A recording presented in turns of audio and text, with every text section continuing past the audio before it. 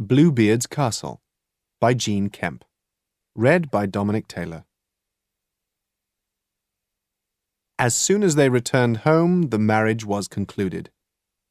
About a month afterwards, the Bluebeard told his wife that he was obliged to take a journey into a distant country for 6 weeks at least, about an affair of very great consequence, desiring her to divert herself in his absence, send for her friends and acquaintances, carry them into the country if she pleased, and make good cheer wherever she was. "Here," said he, "are the keys of the 2 great rooms that hold my best and richest furniture. These are of my silver and gold plate, which is not to be made use of every day. These open my strong boxes, which hold my gold and silver money. These my caskets of jewels, and this is the master key that opens all my apartments. But for this little one here, it is the key of the closet at the end of the great gallery on the ground floor. Open them all, go into all and every one except that little closet, which I forbid you, and forbid you in such a manner that if you happen to open it, there is nothing but what you may expect from my just anger and resentment." She promised to observe everything he ordered her, who, after having embraced her, got into his coach and proceeded on his journey. Charles Perrault, The Story of Bluebeard.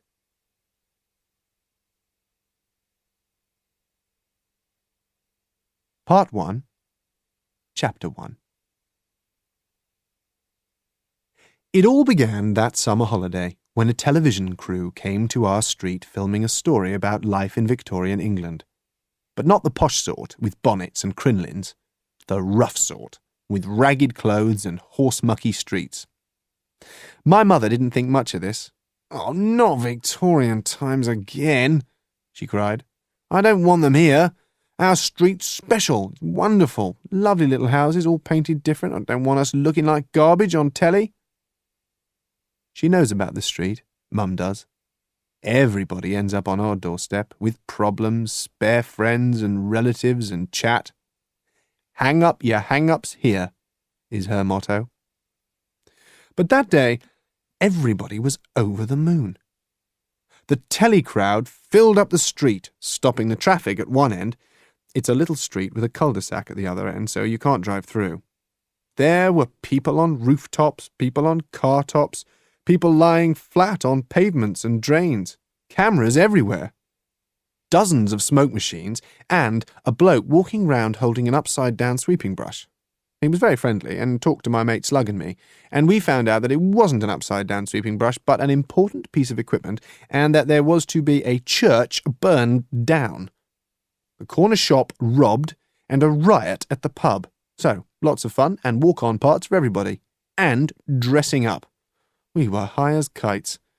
We'd be on telly. We'd be famous. Everyone, except my mother, wanted their face on the screen. It was all lovey-dovey, and when it was finished there'd be a street party with cakes and champagne, crisps and sweets and coke. "No, it's okay, Mum, not that sort," I said, as Mum moaned and rabbited on. "You want to bet?" she snapped back. "It'll be everywhere." Every day the street was crowded. Famous faces came and went. We sat on our doorstep, watching them come and go, naming names and guessing. "Not much glamour in real life, have they?" said my sister Marie. "Dead ugly, some of 'em." Very soon someone spotted her. People always do. She's got eyes like saucers and hair like a volcano exploding. "Hey, we'd like the pretty one. You there, you with the afflicted-looking kid in the buggy. Yes, you." "That's my sister Em's in the buggy, and she's not afflicted, she's bright," snapped Marie. "She just looks that way," I put in, "like E.T. "Well, we'll have you and Ems, and you two." This was my friend Slug and me. "You can be dirty, rascally street urchins. You won't have to do anything, just be yourselves." So we all stood around, waited, stood around, waited, acted a tiny bit, stood around, waited, take 1, take 2, take 3, take 4, take 99, take 1, take on, and on, and on. "Brilliant," they said about Marie. "Such talent, a natural." "I know," said Marie. All this will do no good at all, my mother muttered.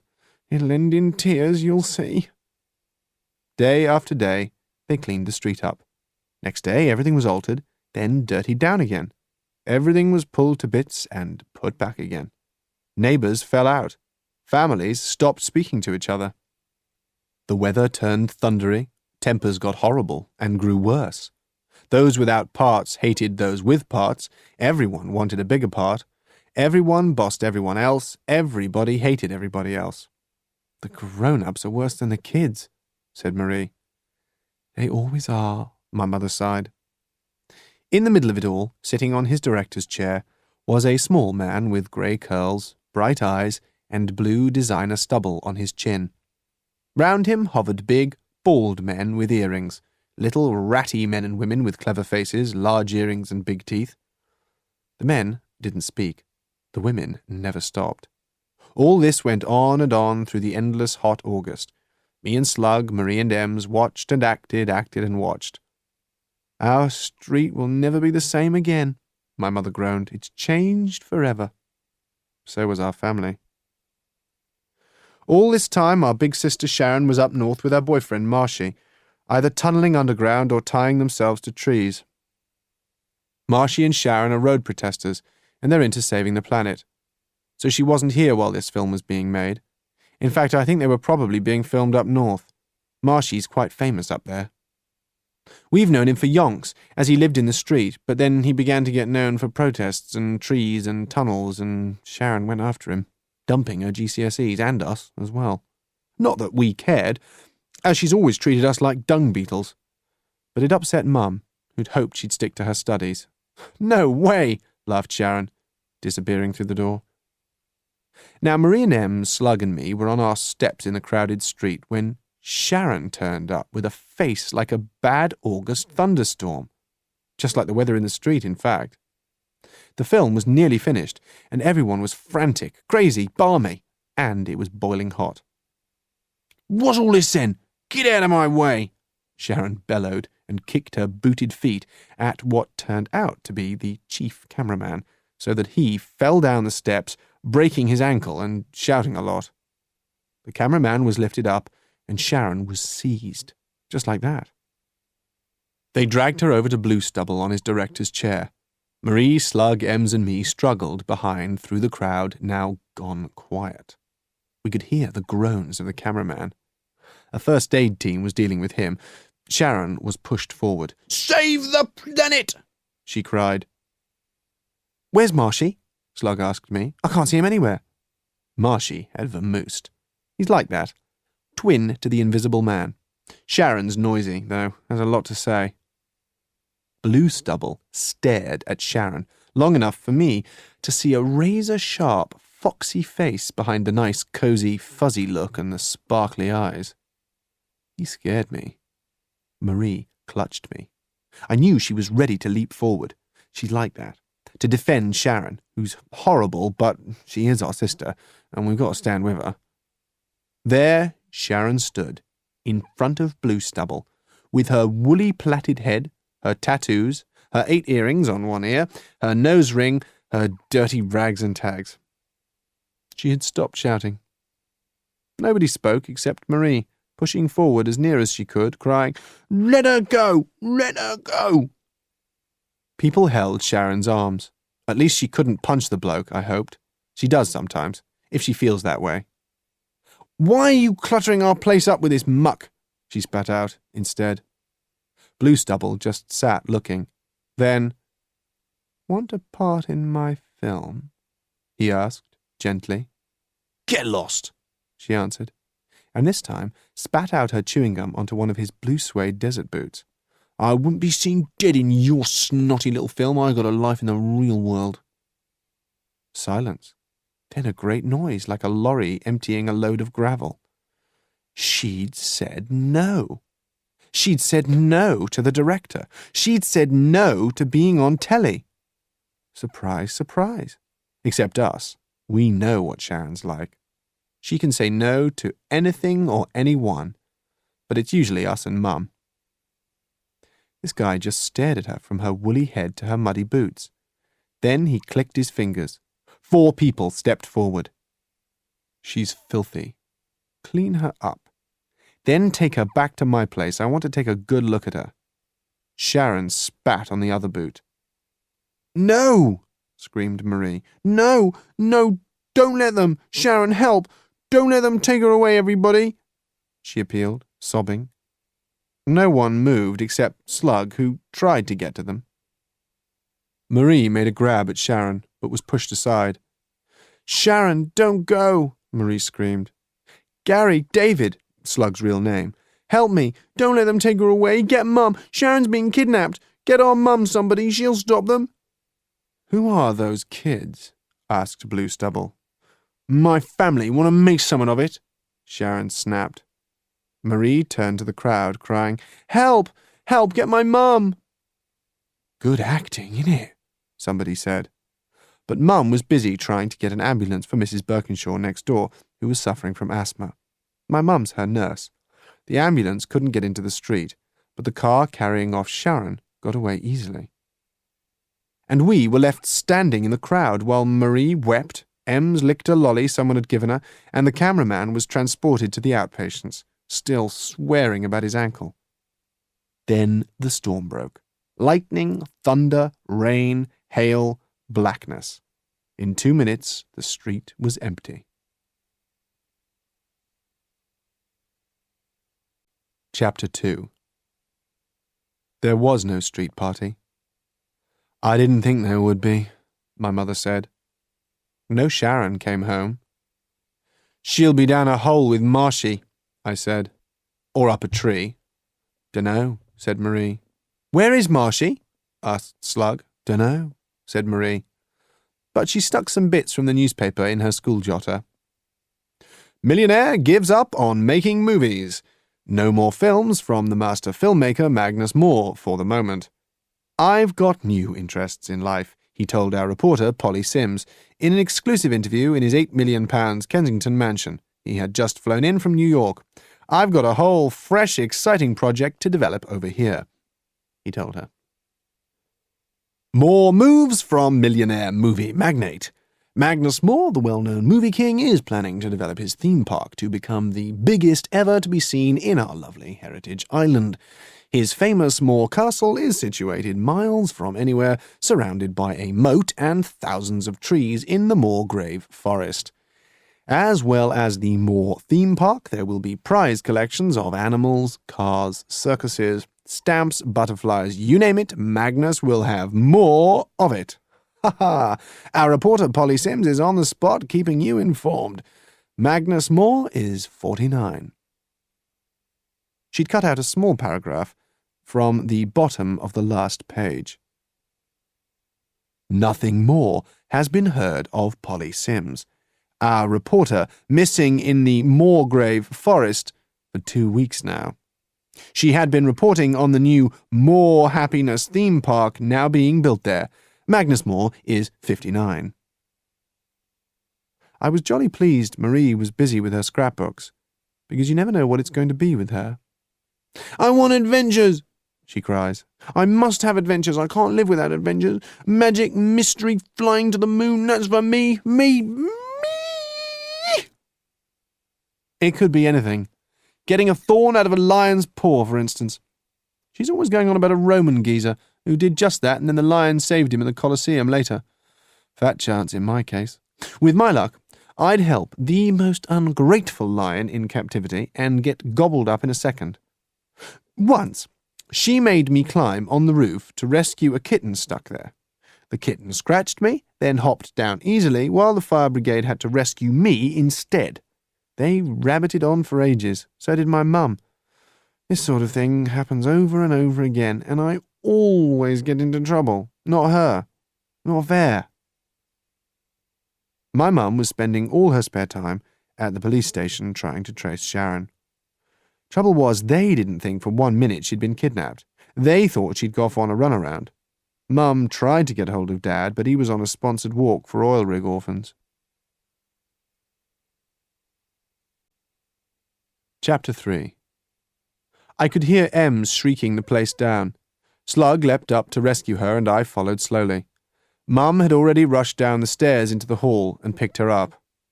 There, she soothed. It's only your father. A big, tough, hairy man stood in the hall.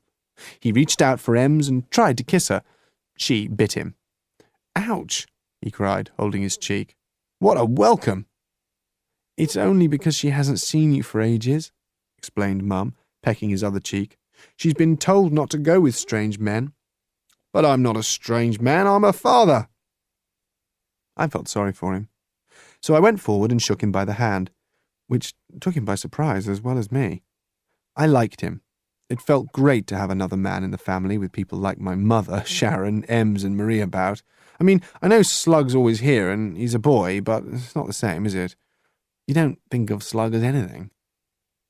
Then Marie came in, leapt on him, and started all that kissing rubbish and asking if he'd brought us presents and how long was he here for and could he stay with us all the time now, please? She told Ems to be good and smile at her dad, and Ems thought about it and managed half one and let him pick her up, and she tugged his beard hard, then pinched his nose and pulled his ears. When he'd stopped squeaking, he asked Mum, Well, what's it all about then? I couldn't follow you on the phone and half your letter was missing. Oh yes, I was in the middle of a letter to you, telling you all about it, when Mrs. Birkinshaw fell down the stairs. She's really accident-prone, that woman. So I had to go and help her, and when I got back, Ems had got hold of that letter, licked it, and thrown half of it away down the street, but it still got posted. Well, let's hear what it's all about then. Come on, Nellie. My dad's on an oil rig in the North Sea, and doesn't get home much. Mum says you can date the times he comes home from us, Sharon, Marie, me and Ems, the apple of her eye. He and Mum get on famously, she says, as long as they don't meet too often. He's got his work, drilling oil, and she's got hers, looking after Mrs. Birkinshaw. And us. Where's the prezzies? We all yelled, crowding down the hall and into the kitchen. Slug was looking miserable, as he's not really part of the family, so he didn't think he'd get one. He's always with us because he lives next door, and he's a lonely onlyan. Sharon says his mum and dad took one look at him when he was born and didn't want to know. So he's left on his own a lot. Marie's kind to him, and he thinks she's a wonder, which she is, I suppose. I just wish she'd leave me alone. But Dad had got something for him as well, so that was okay. Then he looked around. Right, tell me the worst. What's Sharon up to? She's been kidnapped. Oh, Jack, what shall we do? Do? I'll tell you what I shan't do. I'm not paying any ransom money, not for Sharon. Besides, I haven't got any. At that moment, the hall door flew open again, nearly knocking Marie flat, and a vision entered. Long golden hair, enormous eyes, and a tiny skirt, with legs that went on forever and ever, with Doc Martens on the feet of them. After her came a small man with two large, bulgy men behind him. "Daddy!" shrieked the rainbow vision. Who are you?" Dad asked nervously. The vision pushed Marie out of the way and grabbed Dad, kissing him over and over again. "Let go!" he yelled. Stop all this. Stop kissing me for Pete's sake. I'm covered in lipstick. Who are you?" "It's Sharon, of course," Mum snapped. Ems started to howl. Marie picked her up, glaring at Sharon, who moved off Dad and onto Mum and began all over again. "That's enough," ordered Mum. "Whatever's going on?" "Don't kiss me, neither!" I yelled. "Last time I saw you," shouted Dad, "you looked like a cross between an out-of-work rock star and a coal miner. What happened? And who are these men propping up the doorway? Gangsters? Dad? Mum? Everybody! Oh, it's wonderful you're here, Dad, to hear the marvellous news," screamed Sharon. "Meet my husband." "Who?" cried Mum. "What?" cried Dad. "Where?" I yelled. "It's him, innit, Sharon?" Marie said, pointing at director boss man Blue Stubble, who was smiling at us all. The two bulgy men smiled as well and leaned forward a bit more, filling up the doorway. "You've all got to congratulate me," shrieked Sharon. "I've come specially back here to tell my lovely family all the way from New York." "You've caused us a lot of worry and bother," my mum said, not telling us where you were. We've nearly had the police out, you know. I thought you were with Marshy, but I was still worried. It wasn't much fun for us." Sharon took no notice. She'd never taken much notice of any of us. "We're married, I'm rich, and I'm going to be a star. Aren't I, Maxie, darling?" "You are a star, dearest Bubblekin," he said. "Let me out of this blooming hall," shouted Dad. "I think I'm going mad. I need air." "Let's all have a nice cup of tea," said Mum. "No, champagne! Bring in the crates, lads!" Blue Stubble snapped his fingers. The door stops straightened up, and things began to happen at the front and outside. "Wake up the street! Champagne and treats for everybody!"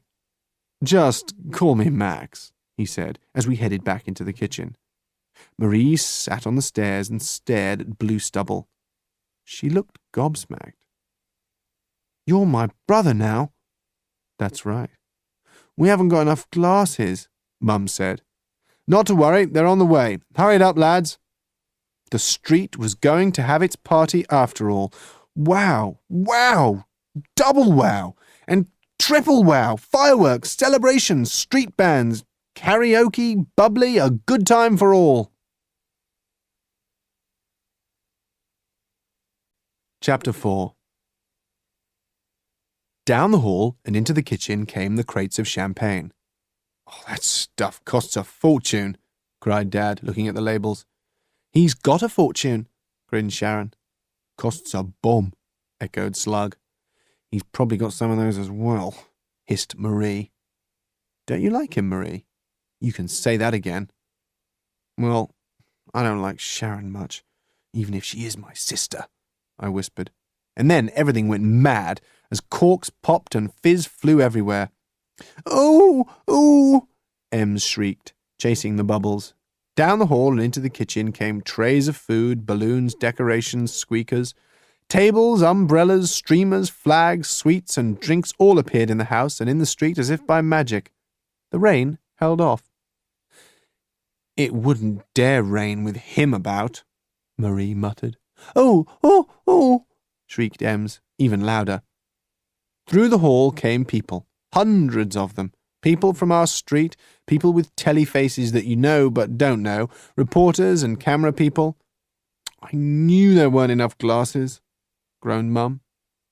Max lifted Sharon onto the kitchen table. "The most beautiful bride in the world," somebody called out. She held out her hands for hush. "They offered me the Ritz, but I knew it just had to be here, in my old home, in my old kitchen, in our street, the centre of my life and my love till now." "That's funny," Mum put in.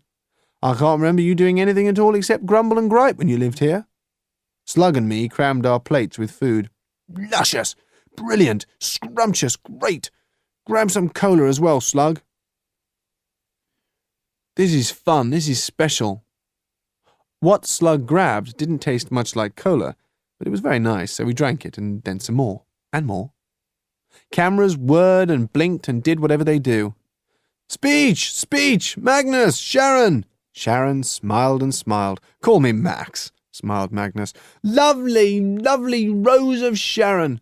"Speech!" "I'm so happy," she cried. "Aren't we, Maxie, darling?" "We're so happy," Maxie, darling, cried. Old Mrs. Birkinshaw, who was filling up a large part of the kitchen, started to sing. "No two people have ever been so in love, been so in love, been so in love." "I'll have to get her into a chair before she has one of her turns," said Mum, moving over.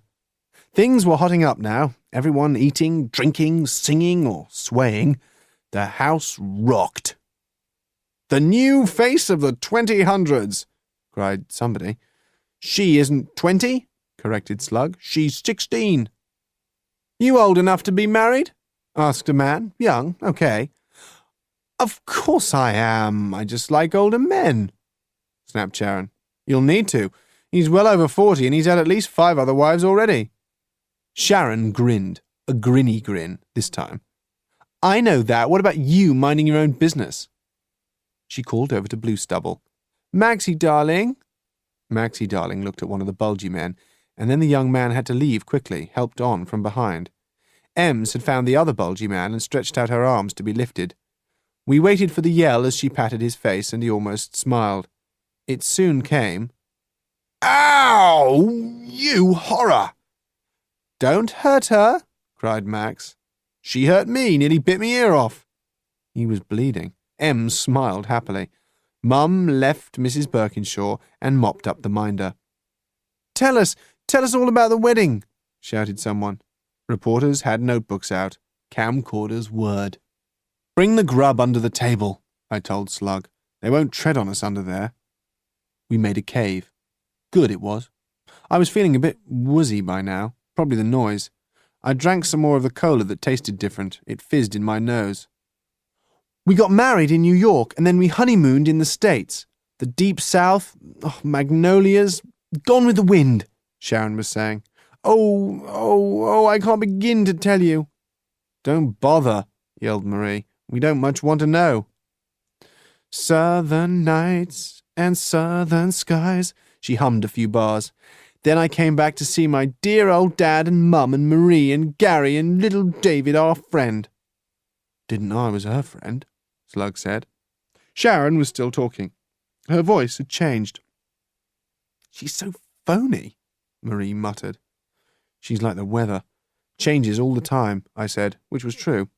Sharon had changed from being a top-of-the-class swot into a road protester, and now into a rich celebrity bitch, I thought. "Yes, lots of projects," Sharon was saying. "We're teeming with ideas. We're off to the castle first. That's Maxie's other project, as well as films. Moors and forests for miles, away from all the stress and bustle of life here.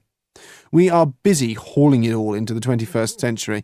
Maxie's creating the biggest theme park in the world. Aren't you, Maxie darling?" "Yes, my dreamboat." Long pause.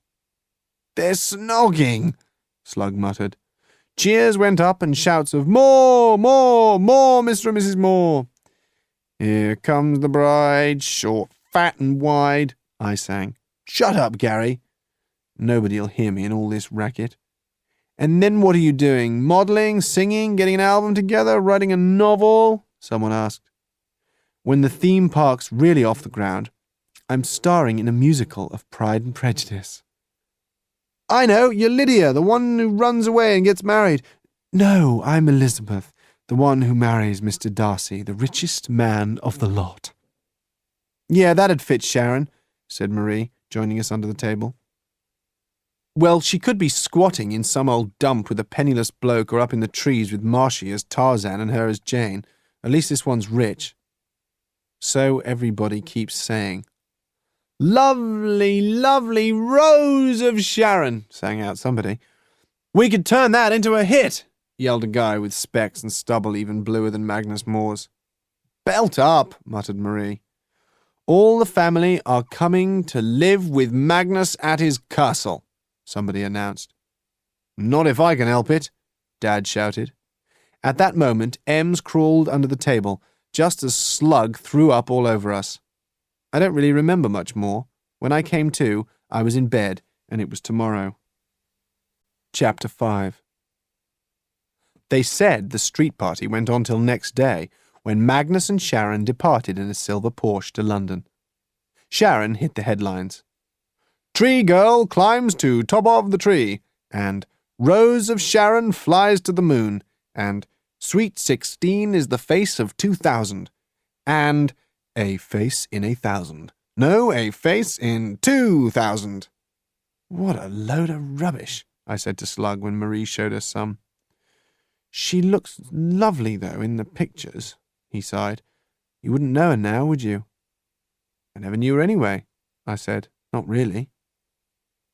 After Dad had pushed yet another photographer down our steps, he said he'd had enough and was off back to his oil rig. "I'd rather have the North Sea any day," he told the next bunch of pressmen. "My family are great, but I'm a man for peace and quiet." They shot questions at him. "No, I don't want to work for Moore's Enterprises, thank you very much," he answered. "I've always been able to earn enough to take care of me and mine, and I intend keeping it that way." He said goodbye to us all in the kitchen, where you couldn't be spotted because of the blind over the window. Ems clung to him like chewing gum. She'd decided she loved him. "Dad, Dad!" she screamed. "Dad, Dad!" "Just fancy. Her first word," smiled Slug sloppily. Dad threw her up in the air. "You're like a mad pixie," he cried, and they both shrieked with laughter. He shook hands with me and Slug. "Keep your eye on things," he told Marie. "I am doing. I'm making a scrapbook and keeping a diary." "Well, tell your mother I'm off and she's not to worry." Mum had been called to Mrs. Birkinshaw, who'd had another of her turns. "Ta-ta, kids!" And Dad was gone, out the back door, through the garden and down the alleyway, while Marie leaned out of the front window, shouting, "I can see my sister coming down the road in that red car." Then she slammed the window shut. "Pity the folk in the red car," Slug said, as the photographers rushed after it. Marie settled down with her scrapbook. "Have you stuck in all Sharon's pictures yet?" I asked. "Not yet, but look at what I have cut out." A consignment of fresh wild animals has arrived at Magnus Moore's theme park. And this, very interesting. In small print at the bottom of the back page was, "Nothing further has been heard of Polly Sims, the journalist, who has gone missing without trace." "What are you thinking, Marie?" "Not thinking anything." She opened the sideboard and fished out her money box and started counting. £3.64 and a foreign coin. "Keep your mitts off it," she shouted. "What you saving for, Marie? We're supposed to be rich now, ain't we?" "Are we? Sharon may be rich. Dad's got a good job, but we're as poor as ever." "Well, what you saving for? A video?" "Dunno. Yes, I do. A crisis." "What's a crisis?" "Oh, you know, a dangerous moment in your life." "What dangerous moment?" "I don't know. Stop pestering me." And off she went, to see Katie Simmons 2 doors away, now WPC Simmons in the police force.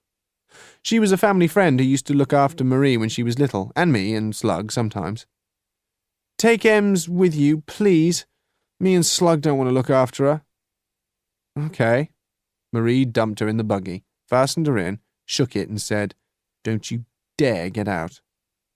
And off they went out the back way just as Mum arrived, fighting her way in the front.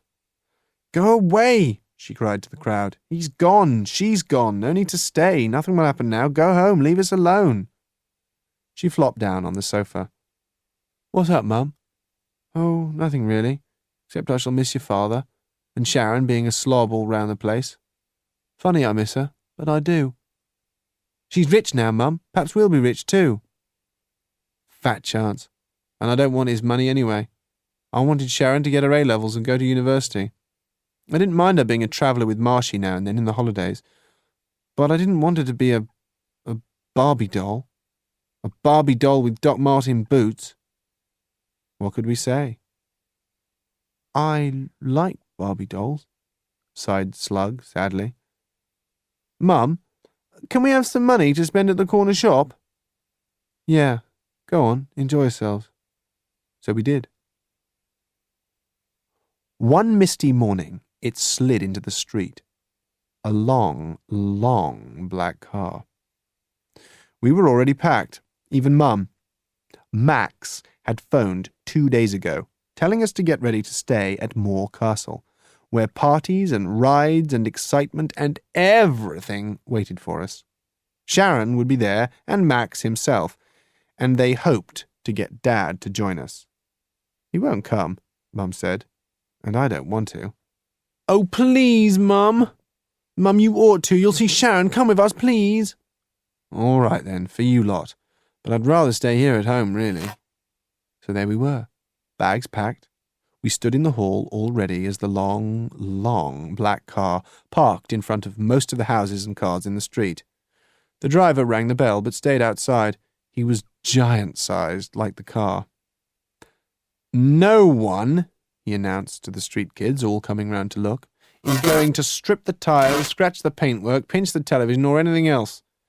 I carry a special ray gun, and the car will electrocute you in 2 seconds if I press this button on this ring I wear. See?" The kids moved back.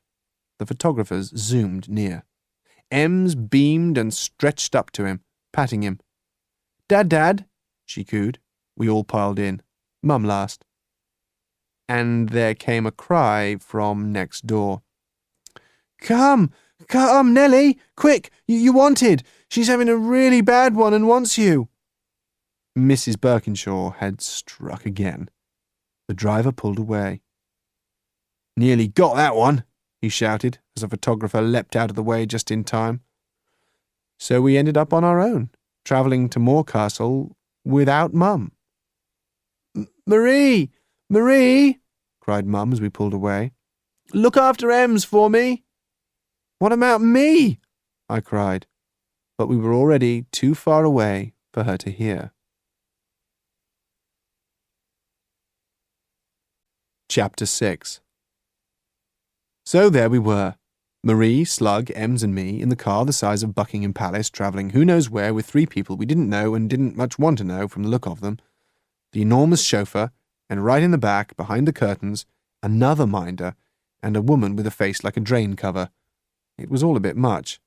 Mum ought to have come with us, but then drain cover reached out for Ems, murmuring something about a lovely little girl, though how she could tell beat me, as Ems mostly looks like E.T. Anyway, Ems kicked her and crawled onto the minder, who was big and black and bald and ugly as well as bulgy. "Dad, Dad!" she shrieked, and kissed him, patting his bulges. He looked terrified. "Take her off me, somebody!" "Dad, Dad!" cried Ems, holding him tight. "Nay, Dad, Dad!" "She said another word. I think it was nice," Slug beamed. Gary, she's starting to talk." "So what?" I answered. There were loads of buttons and I was busy pressing them. A TV screen shot into view, rock music belted out, a drinks table shot up, the car blinds rolled up and down like crazy, the lights came on and little trays of crisps, nuts and raisins whirled out everywhere. "A James Bond mobile! Gadgets galore!" cried Marie. "I wonder if it's got machine guns on the front and back and smoke screens as well." "Can I try them? Please, please," I cried. "Just you leave things alone," snapped Mrs. Draincover. She wasn't murmuring gently any more. The minder made a growly noise deep in his throat. Ems patted him to see where it came from. "Dad, Dad, Dad, Dad, Dad, Dad!" "Get her off me!" he shouted. "She terrifies me!" He tried to push Ems away. She wailed loudly. "Remember, we're to take great care of them," Draincover snapped at him. "Come on, Ems," said Marie. And she climbed obediently onto her lap where she helped herself to crisps. So did the rest of us. "I'm Mrs. Harris, and I'm your nanny while you're with us for this lovely holiday," said Mrs. Draincover. "This is Martin, the minder, and that's Dennis, the driver. He also helps look after the wild animals in the park." "Should let him look after Ems, then," I said, as I fiddled about. "She's like a wild animal." "No, don't open the partition. Gary, is it? Just leave it." "I want to sit by the driver." "Leave the partition alone, boy." "Oh, Marie, is it? Try to stop the wee one throwing crisps and nuts everywhere. Yes, you may have some Coke or fruit juice, and there are comics and magazines to read, all laid out specially for your comfort, as long as you behave yourselves." "I want to sit at the front with him," I cried. "Sit still, I tell you," cried Draincover. "Now, this is what we've planned for you. It's a long journey, but we shall stop halfway at a motorway service station where I trust you'll behave. And we should arrive at Moore's Magic Castle at nightfall, where you'll have your supper and go to bed. Then tomorrow you'll meet Mr. Magnus Moore, and we'll outline the wonderful programme laid on ready for you. Anything to say?" Slug, who had been very quiet for some time, opened his mouth to say, "Sorry, I'm going to be sick." And he was. All over the drinks and the beautiful seats and cream carpet and Minder Martin's shoes, he howled out loud, "That's it, I'm handing in my notice." "How are you back there?" asked Dennis, opening up the partition. "Stop! Stop!" cried Nanny Harris. "You horrible, disgusting children!" "Can't stop here. Motorway!" yelled Dennis. Slug's always sick. He's got a weak stomach, I tried to explain. That's it. I'm leaving, repeated Minder Martin. You can't. Remember your contract, warned Nanny Harris. I can't stand this. This isn't my sort of life, wailed Minder Martin. I hate kids. Shut up! Everybody quiet! You drive onto the hard shoulder. Stop and I'll deal with it. It was Marie speaking. And she did deal with it. She always does. I told you she's wonderful. But she made me do the most messy bits. I hate you, Slug, I said. Then he began to cry. So I said, No, I don't. Just shut up. The journey went on forever after we'd been cleaned up.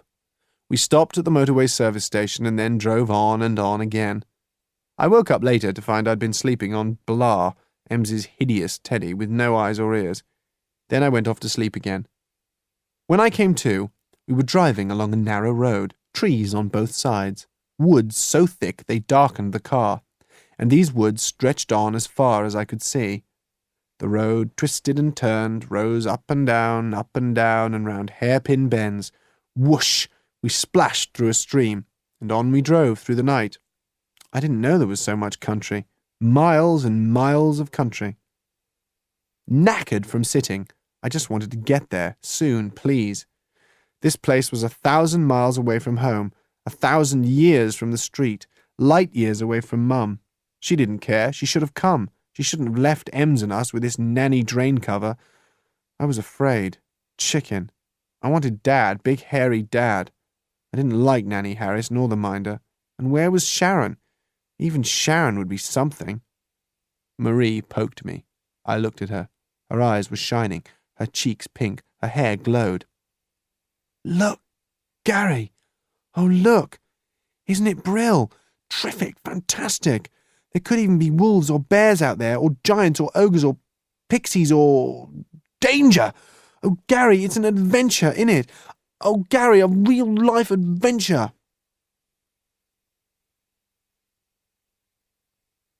Part 2, Chapter 1. I couldn't move my legs. My legs were trapped. Trapped in oozy, squelchy, stinking mud.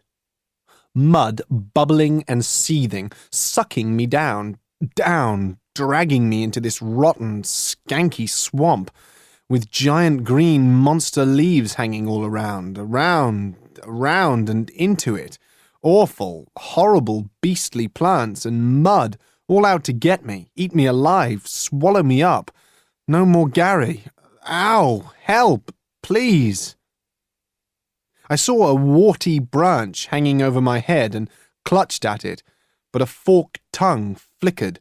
A python slithered and twined along the branch towards me, wicked, slitty eyes glittering into mine. Marie! Save me! Scream!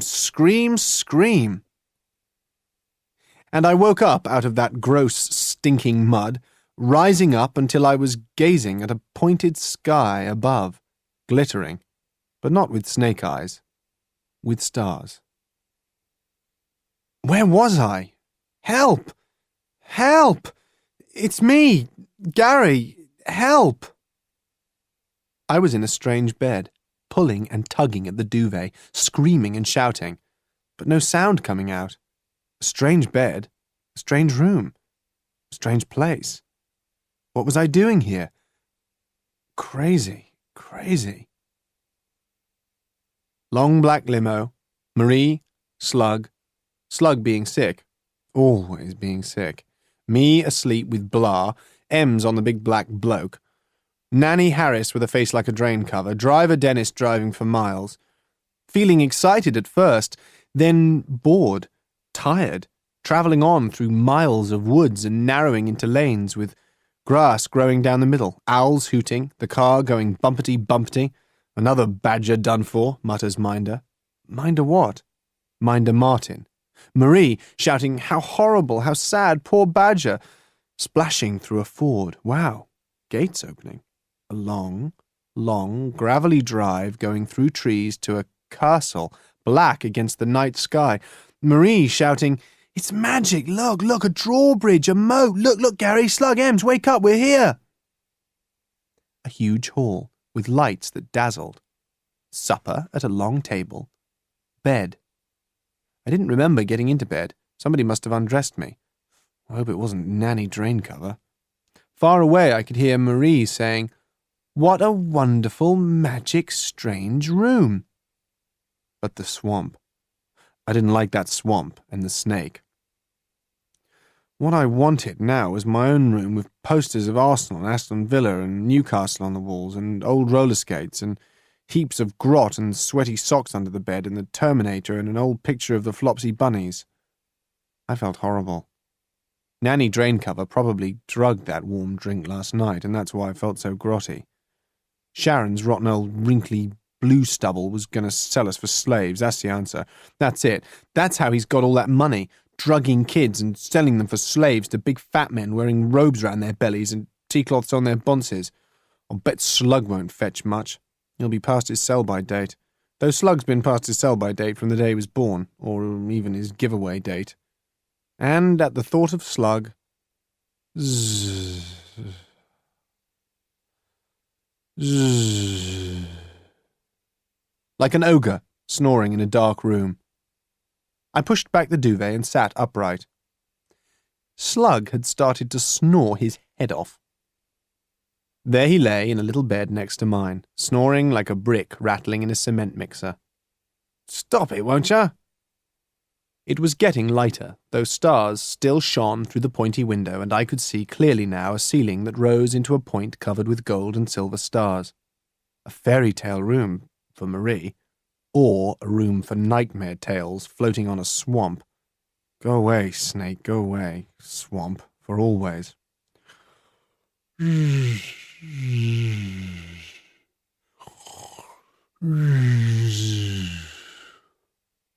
Why doesn't that stupid git belt up? "Shut up, Slug," I hissed. "I hate you." I could see we were sleeping in a round room. Must be a tower or a turret. Weird. With Slug near and Marie opposite, with Ems next to her in a cot. And there was a door next to Ems. Why's that? Just then a figure came out of it. Must be another room there. I didn't dare move. Suppose it was coming to kill us all! Then I thought at least it'll stop Slug snoring, and saw that it was Nanny Draincover Harris, stomping over to Slug's bed. I didn't dare move as she turned him over onto his side, muttering and grumbling. He stopped snoring with a ginormous snort that nearly shot me out of bed, loud enough to wake all the castle ghosts, and there must be hundreds in this place. If ever there was a ghost place, this was it. Then she tramped back to the door in the wall. Her room, I suppose. Sleep was a good idea. I snuggled down, then sat up again as I thought of something. Yeah, I'd guessed right. Only one door out of here, and that led into Nanny Draincover's pad. To get out, you'd have to go through her room. We were prisoners. Sort of. Knackered now, I curled up and shut my eyes. Go away, snake, go away, swamp. Don't come near me. Think about playing for England and scoring a hat-trick. 1, 2, 3. Gary, Gary, Gary. Hooray! Gary's the greatest!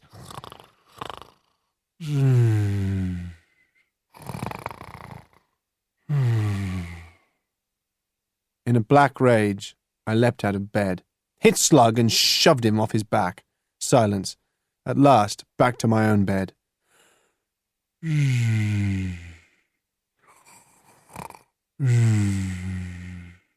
Duvet overhead. No difference.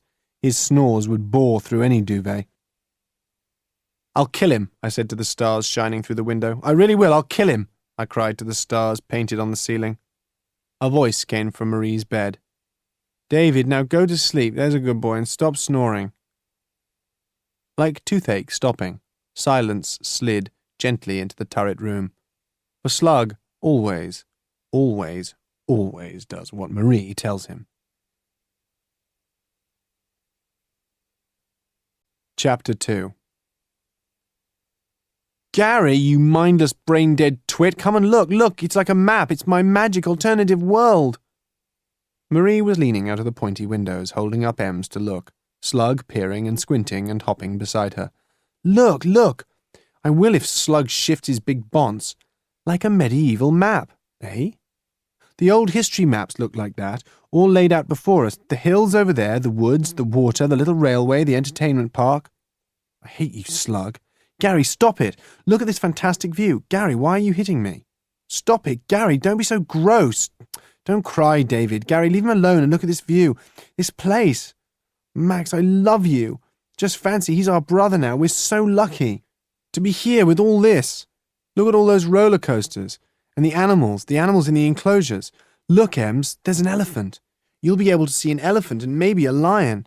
Oh, Ems, I wanted magic and I've got it. Oh, won't it be wonderful? I'll speak to every animal. I'll go on every roller coaster. Nemesis, Oblivion, Black Hole, and Bullet. Oh, we're the luckiest kids in all the world. Disneyland's nothing compared to this.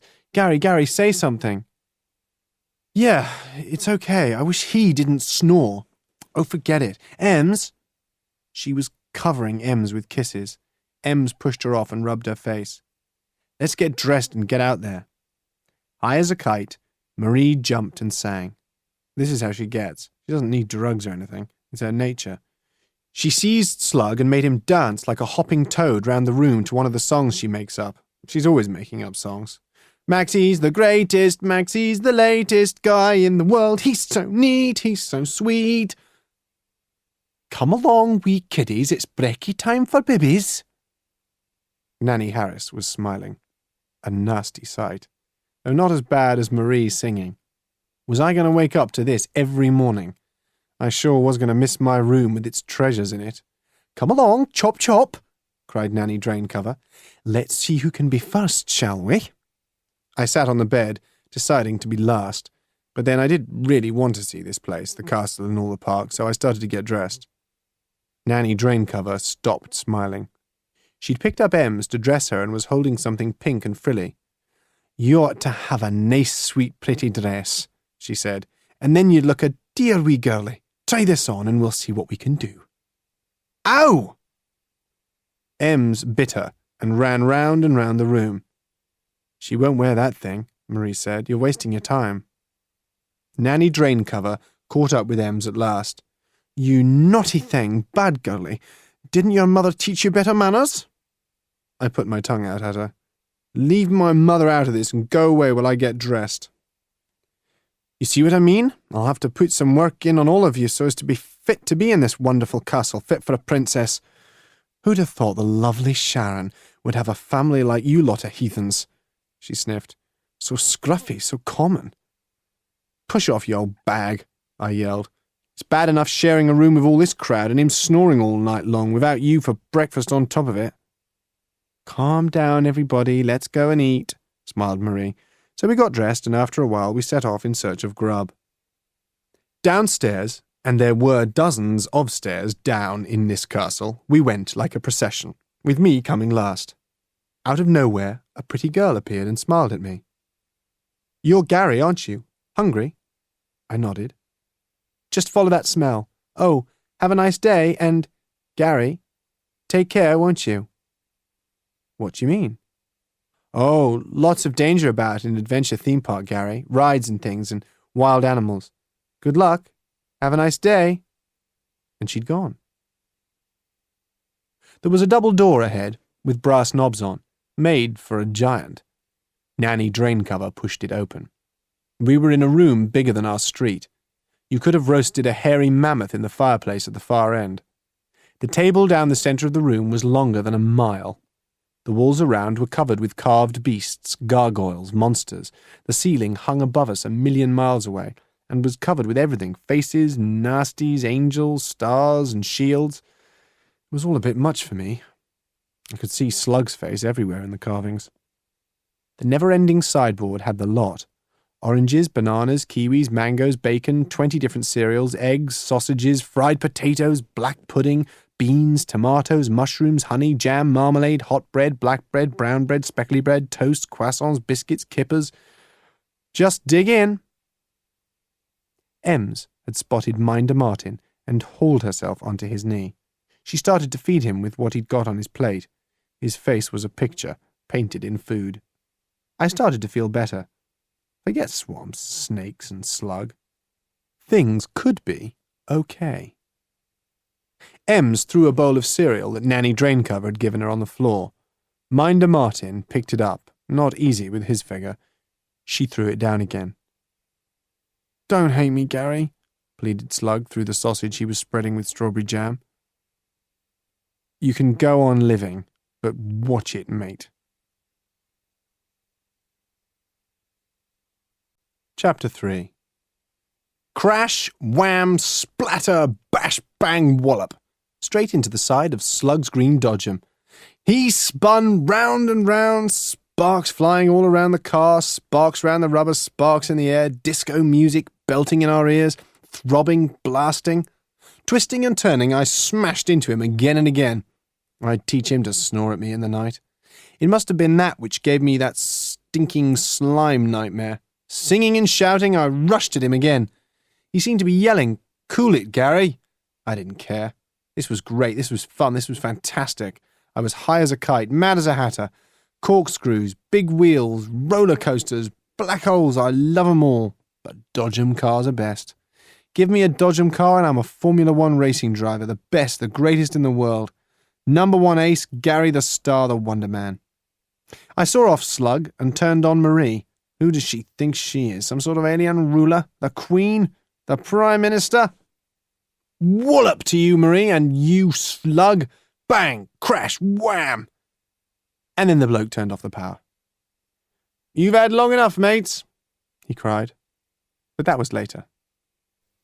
Earlier in the morning, after we'd finally finished eating breakfast, Nanny Draincover Harris said, "Follow me, children," in an "I hate you, but I've been told to do this" voice, and we went after her into the courtyard, where a zip-around 4x4 was parked.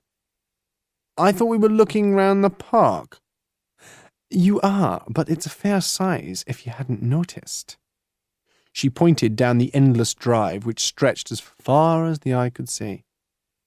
"Still, if you'd like to walk, I've brought the buggy for the wee one." For one crazy moment I thought Marie was going to say yes. "No, you drive us there, please." She smiled sweetly.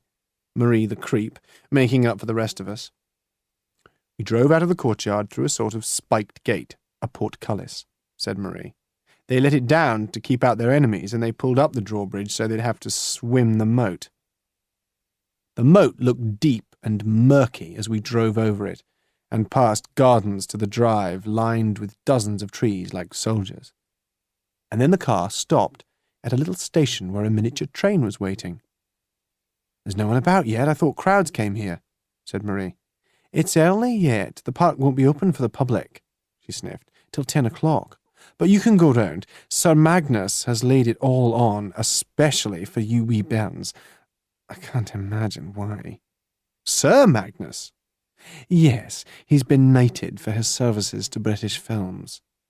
"So, that means Sharon's a lady." Marie spoke very slowly. "Indeed, yes. And as part of a lady's family, you all should behave..." Sniff. "Well." "Lady Muck," I muttered, "is more like it." "That's quite enough, Gary. Perhaps your mother will think to send you to a school where they will teach you proper manners when you go back home. And now you catch the train here and it'll take you round the park to see the animals. I can come with you if you like, but I'm sure you children would rather go on your own. You can look after them, can't you?" she added to Marie. "And there are others around who can help if you need it. Plenty of others." "Course I can," said Marie. Me and Slug agreed as well. We wanted to be with Draincover about as much as she wanted to be with us. "I love trains," said Slug, who hadn't been on many. Nor me. "It's cute," said Marie, looking at the empty open-air carriages and engine blowing steam into the air. We got out of the car, and Nanny Draincover drove away quickly, glad to get away. "Jump aboard then, kids," said a man sitting behind the engine. We sat at the back of the train, facing one another as it chugged away slowly at first, then gathered speed as we chuffed through a tunnel and down to a lake, disturbing a flock of pink flamingos. Ems pointed to them and made gooey sounds. "Look! Look!" cried Slug, nudging me as we passed a paddock in which zebra and gazelles were grazing together. "Push off, Slug!" I wanted to kick him, a feeling I often had. The train left the lake and pulled out into a wide, flat area where rhinoceros and giraffes and elephants could be seen roaming. One giraffe came near, its long neck bent down, and Ems tried to jump off the train to get onto it. She must have thought it was a long slide or something. Then the track became more overgrown with thick bushes on either side, and the train began to pull upwards. Looking out into the trees, I saw another animal, looking weird, like a man in green. I squinted against the sun to see it more clearly, but it scurried away into a bush out of sight. I must have imagined it, but it seemed real. "What was that?" I asked, but Marie and Slug hadn't seen it. Notices with "Dangerous animals, keep out" appeared. Leopards lay on tree branches, lions lazed in heaps flat out, and a couple of Siberian tigers paced, full of menace. It was weird to see them in the countryside instead of sheep and cows. Into the tiger enclosure, a white shadow emerged, like a ghost, and joined the other tigers. Then another one appeared. "Look at those two," Marie cried. "White tigers, they're the most beautiful of all." "And the fiercest, I bet," I said. "I think they're scary." One of them saw me and looked me straight in the eye as if it was trying to tell me something. I shivered, not from cold. I knew I was safe enough here on the train, but those eyes would scare anyone anywhere. What was it thinking? Did it want to eat me? Did it hate this strange place it was stuck in? "Tiger, tiger, burning bright," Marie murmured. "You're right for once," I answered. Then the huge form of Dennis the driver appeared, cleaning out one of the cages. "I bet the animals are too scared to attack him." Soon afterwards, the train slowed down and finally came to a halt. "Okay then, folks," the man said. "Here's where you get off." Spread out as far as we could see were multicoloured rides, dodgems, chutes, raft rides, space rides, octopuses, big wheels, everything. In the background were shops and cages for the smaller animals. Beyond that, again, building materials were scattered and piled up in great heaps. Where the builders were working was all fenced off. No trespassers. "Look! They've got one of those water chute rides," Marie yelled. "Come on, Gary." No, the dodgem car's my favourite," I yelled. "Do you think they'll let us go on it?" The man in charge grinned and said yes, it was okay. So we all piled on, Ems with Marie.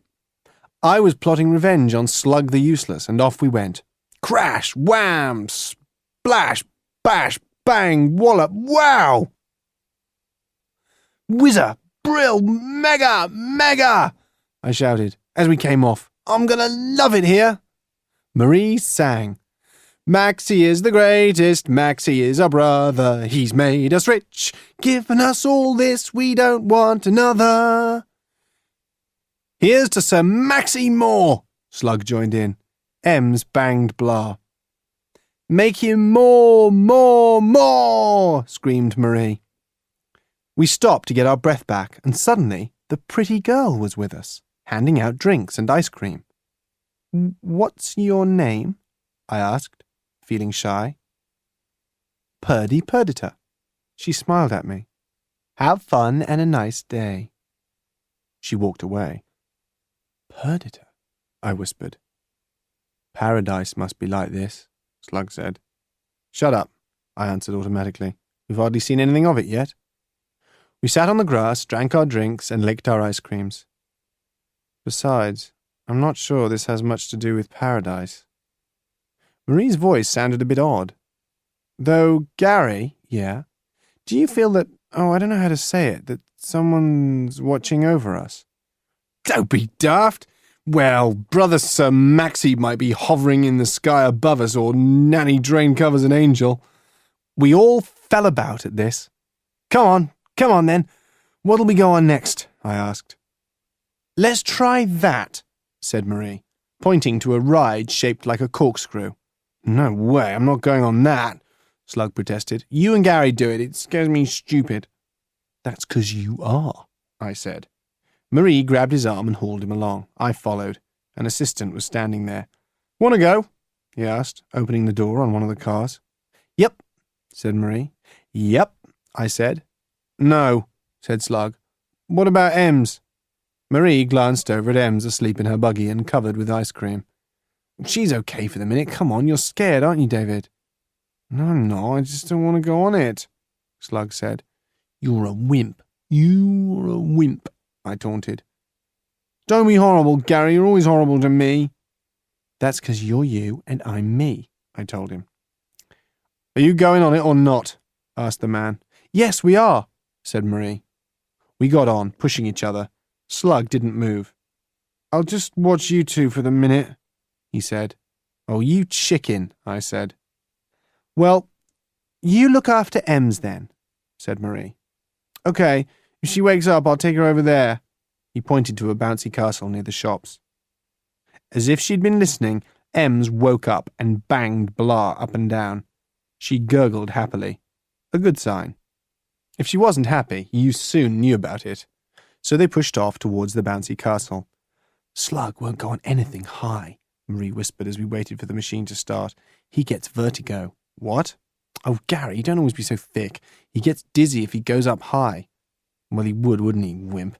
Hey, I can see a virtual reality machine. They're really cool, Marie. You should have a go. Later, we're off. Hey!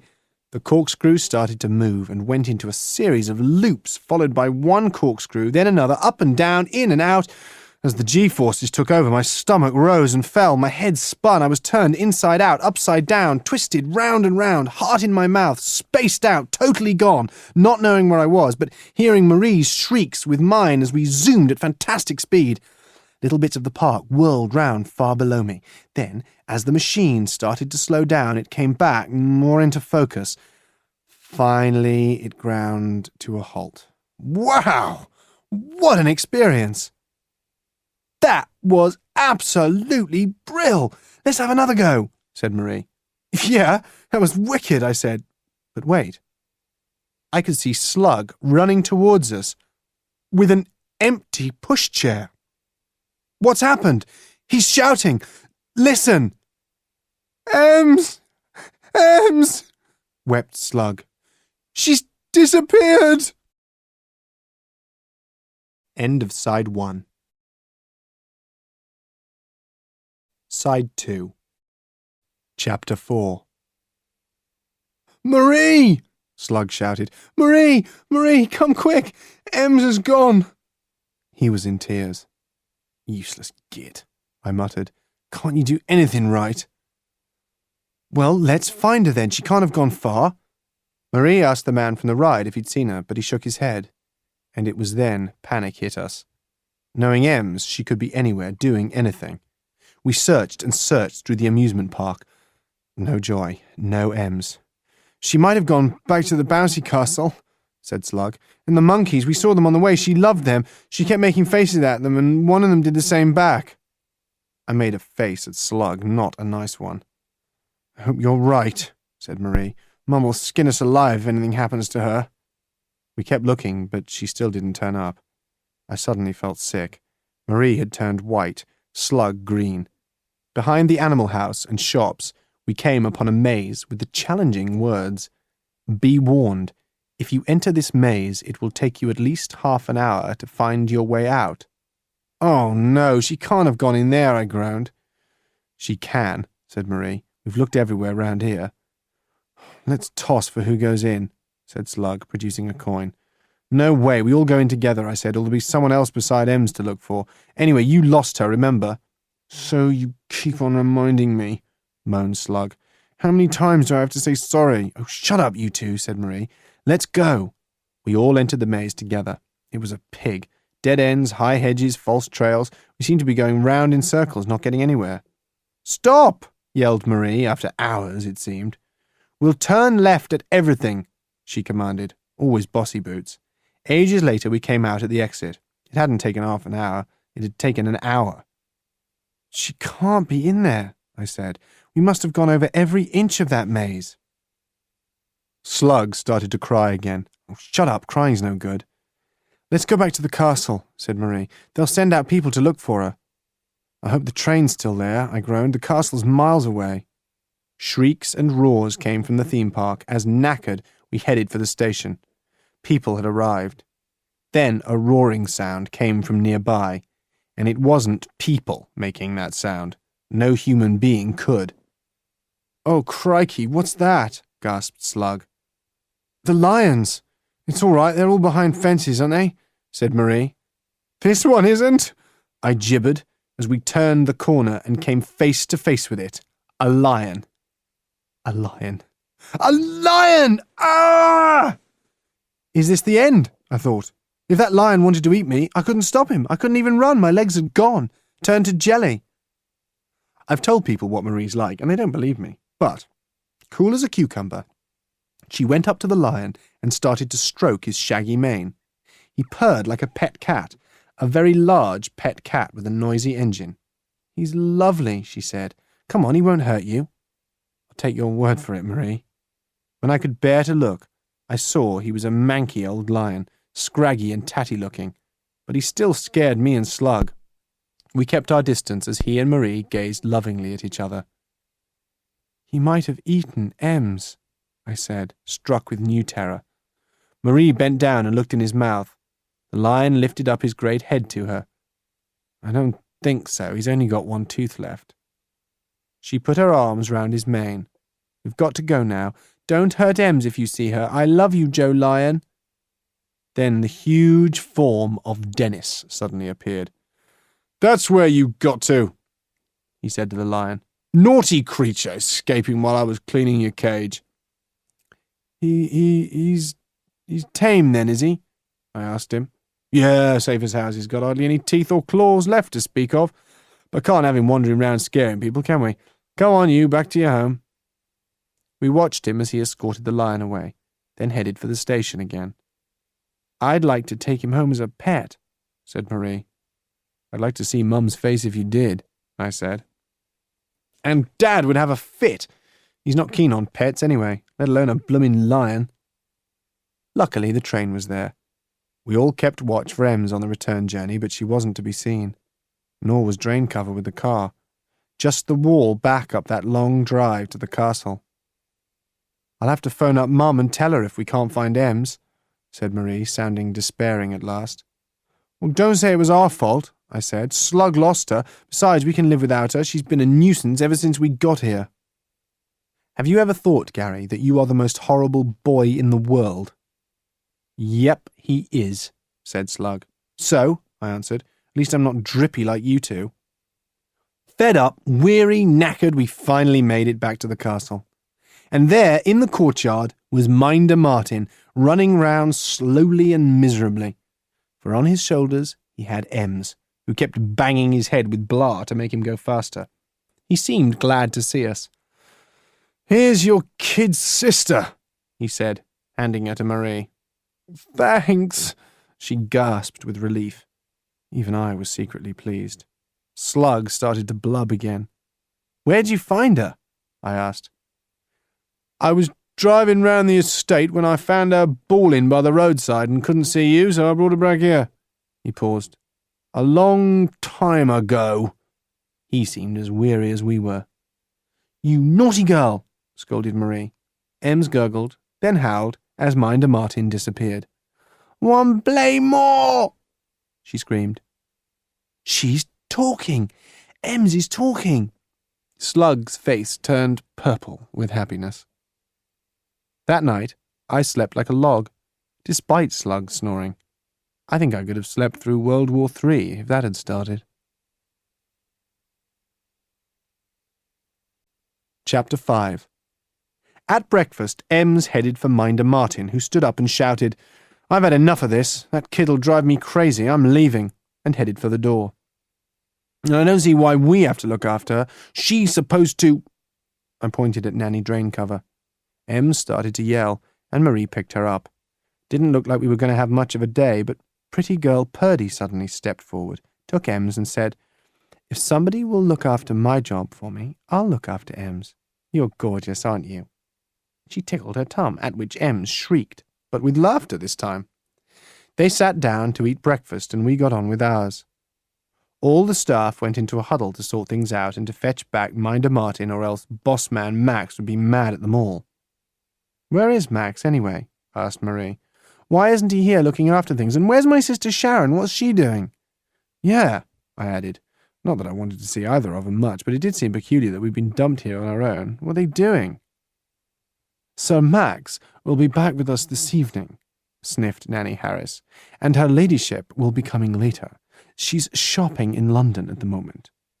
"Cool," I said. What else?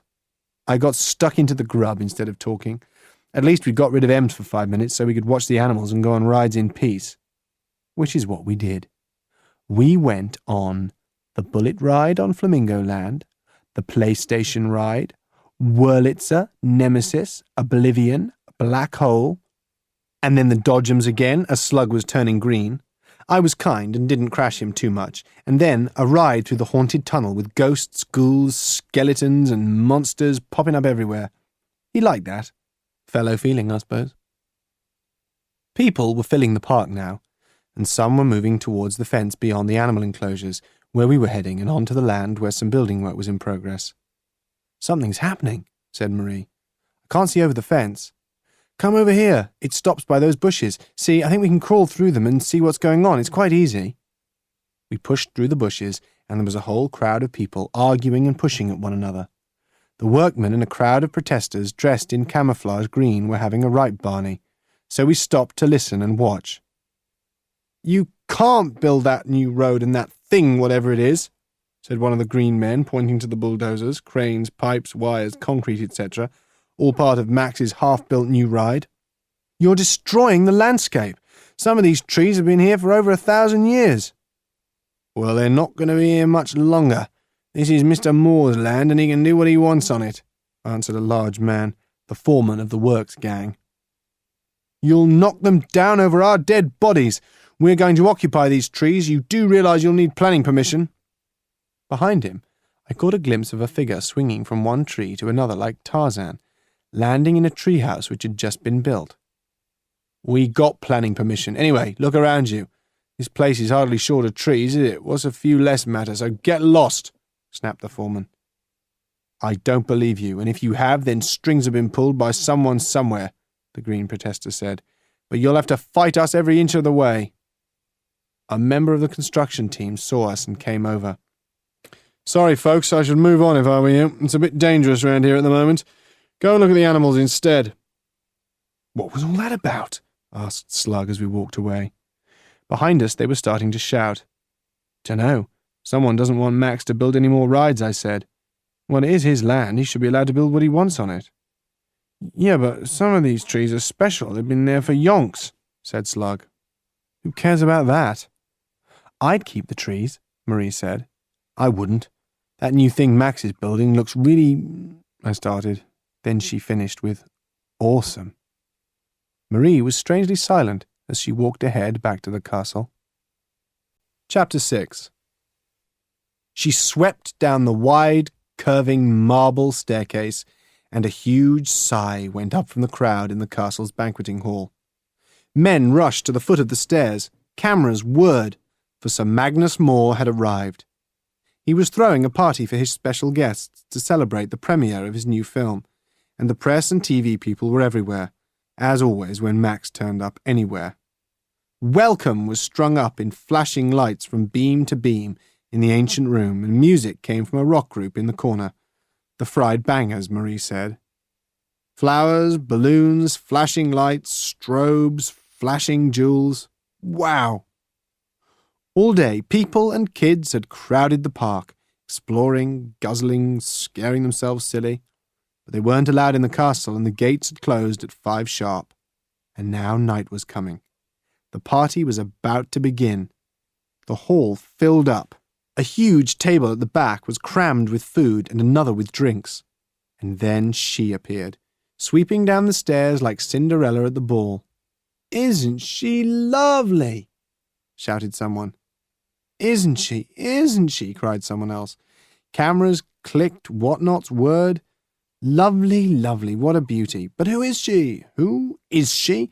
She's the most beautiful and heavenly being I've ever seen in all my life, moaned someone beside me. Her hair was cropped short, soft and as velvety black as night, as black as the dress she wore. Her eyes sparkled like stars under thick black eyebrows. Her smile was so sweet and gentle it could melt chocolate in a freezer. She takes your breath away, breathed another idiot, while that git slug murmured, Who is she? She must be a princess. It's her, isn't it? Sharon, snapped Marie. She's at it again. At what? Oh, don't be so thick, Gary. Showing off, of course. Stop saying I'm thick. Mind you, she must have had her teeth fixed. She's had that missing bit of her front one filled, the one Marshy chipped when they had that row. You got 20/20 vision then, Marie? Yep, and I'll tell you something else. She's still wearing her Doc Martens under all that velvet. Great, then she hasn't really changed, sighed Slug. Sharon had paused on the stairs as she was joined by Max, and a cheer went up. He kissed her, then held up his hands for silence so he could speak to the crowd. Friends, dear, dear friends, he began, when suddenly there was a noisy interruption as a big hairy bloke burst through the crowd. You! He shouted. You're at it again. Why can't you stay the same for 5 minutes? What have you done to yourself this time, me girl? Sharon's face lit up. She grinned, her old wicked grin. Dad, you got here, she bellowed in a voice as loud as his, and jumped down the rest of the stairs, landing on a cameraman's foot. He howled in pain and hobbled away. No, she doesn't really change, cried Marie, and that's her own real hair this time. Then, Dad, you came! Dad! We all yelled and leapt on him, even Slug calling him Dad. Helicopter, he spat out. Where's the mad alien pixie? In bed. Where's Mum? She couldn't come. We know Mrs. Birkinshaw wanted her, we all shouted.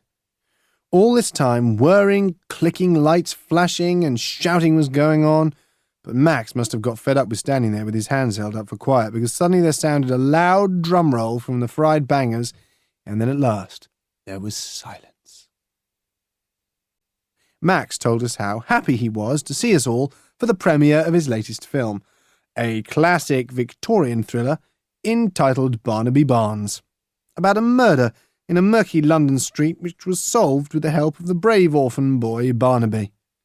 This gave him great pleasure because it was on this very same street where the film was made that he had met beautiful Sharon, who was now his wife. Cheers! And her family. Here, all the cameras trained on us just as Nanny Draincover and Purdy Perdita appeared with M's, blinking, sleepy, and cross from being woken up. Those pictures will be awful, I whispered to Marie. What with old Draincover, M's, and Slug on 'em. And you, she said, smiling at the cameras.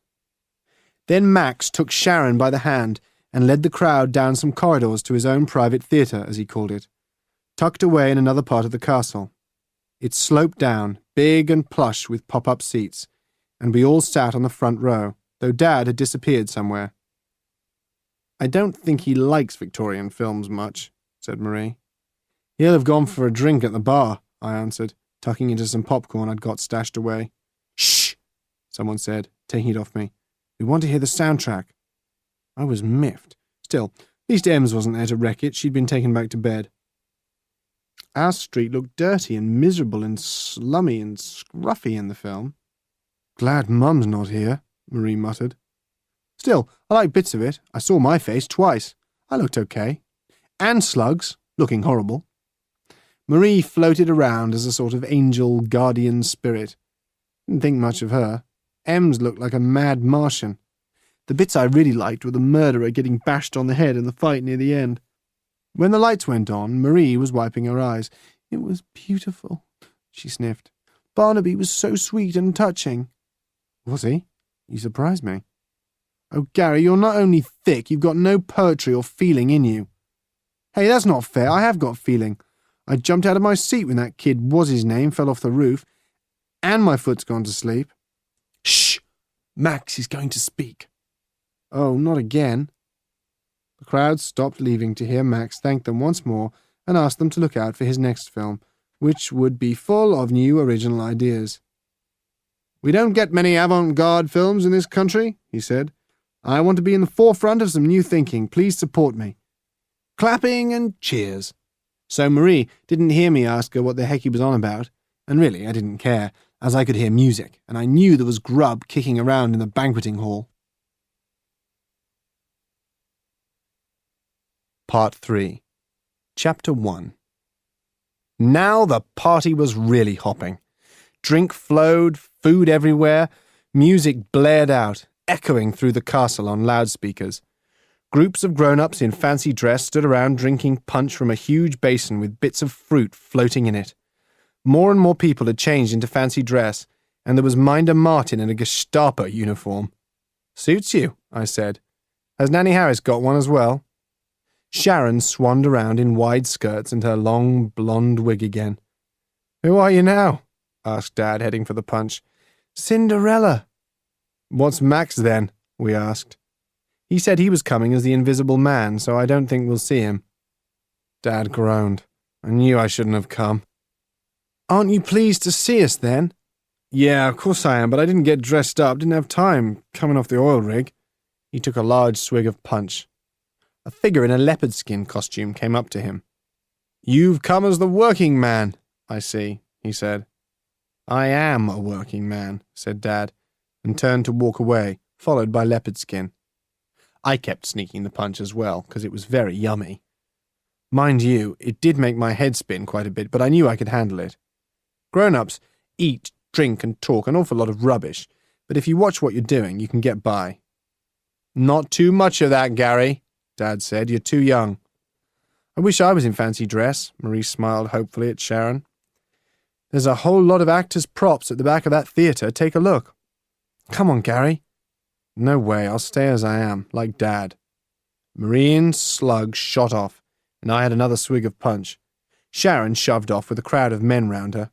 You could hardly move now in the hall, and the muzak was blaring out full blast as Marie came back as a lion and Slug as a bear. "You look like a hyena," I said to Slug. They hopped about a bit. Dad returned, looking fed up. "Are you all right, Dad?" asked Marie. "Yeah," he said. "You kids go and enjoy yourselves." "Let's get away from here," I said. We found a deserted room and played Cowboys and Indians, Hide and Seek, Blind Man's Buff, Pirates, and danced to the music blaring round the castle. "It's a good job there's no neighbours," Slug said. You could have heard the racket miles away. At last we all flopped down on the floor for a rest. But with Marie, tiredness lasted all of 5 seconds. "I'm going back to the main party," she announced. "You lot coming?" Slug, her faithful bear, got up and followed her, staggering a bit because he was tipsy too. But I lay there in the empty room feeling completely knackered. The snake and swamp nightmare had come back last night, and Slug had snored, so the punch I'd been swigging was getting to me. I wanted to lie down and snooze, but I was too close to the music.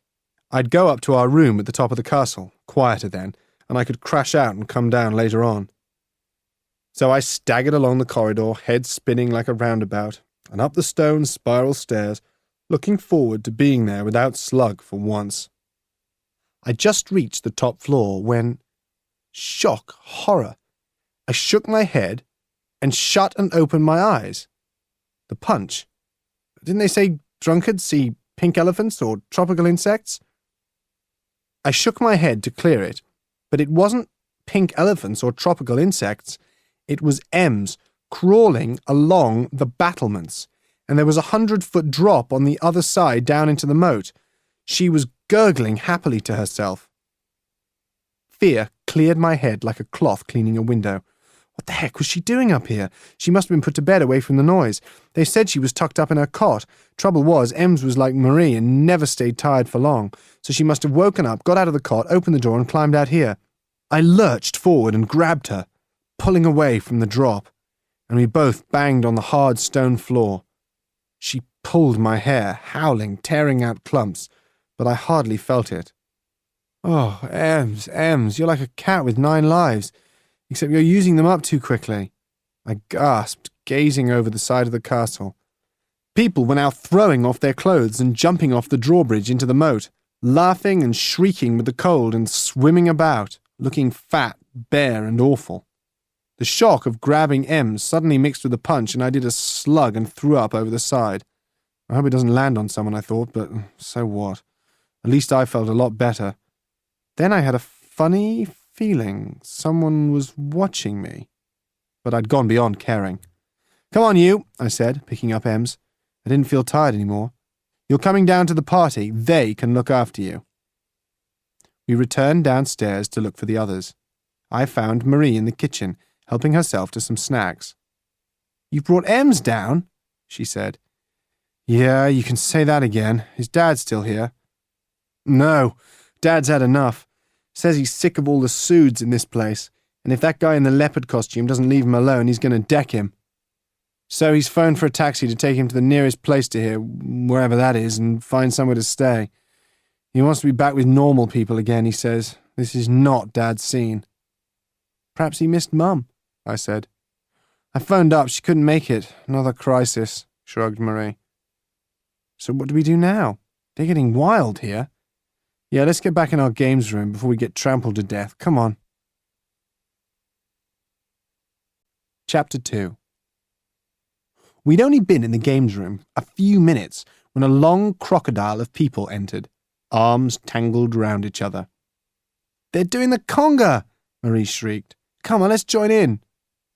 So this long chain, growing all the time, went through the castle, in and out of the rooms, the corridors, and out into the courtyard before stopping in the hall, where we did the can-can, and the hokey-cokey, and back to the conga, legs going like trees in a hurricane. We rolled on and on and on, me hanging onto Marie and Slug onto me.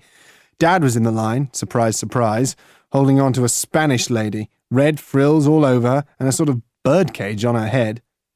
"This is for Wrinklies," I yelled to Marie. "Who cares? Retro, innit?" On and on, head whirling, eyes whizzing, tired, dizzy, pound, pound, pound to the music, which wasn't going to stop ever. Dee-dee-dee-dee conga, dee-dee-dee-dee conga. Was this awful dorky tune that should have died and been buried long ago going to go on forever and ever and ever and ever and ever? Yeah, no, no, no, no, no. A figure in black leathers shot in front of Marie and shifted her mitts onto its waist.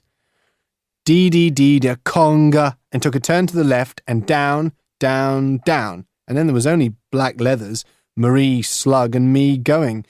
Dee-dee-dee-da-conga, just the four of us, down, down, down, down, moving away from the music and party people, but still we couldn't stop, on and on, down and down, dee-dee-dee-da-conga. Marie going like a tuned-up engine, Slug puffing and blowing like a whale. The corridor turned to a tunnel that narrowed and turned to stone, and still we danced on, down, down, down, the walls narrowing and turning. Something soft and horrible drifted across my face, deadly fingers reaching out for me to draw me down into the deadly swamp and the snake with its tongue that flickered. "Marie," I yelled, "stop, stop!" No one listened, no one stopped. Then we turned another corner, and the corridor widened into an empty stone square space in front of an old black door with iron hinges. I'd seen it 1,000 times in films and videos and cartoons.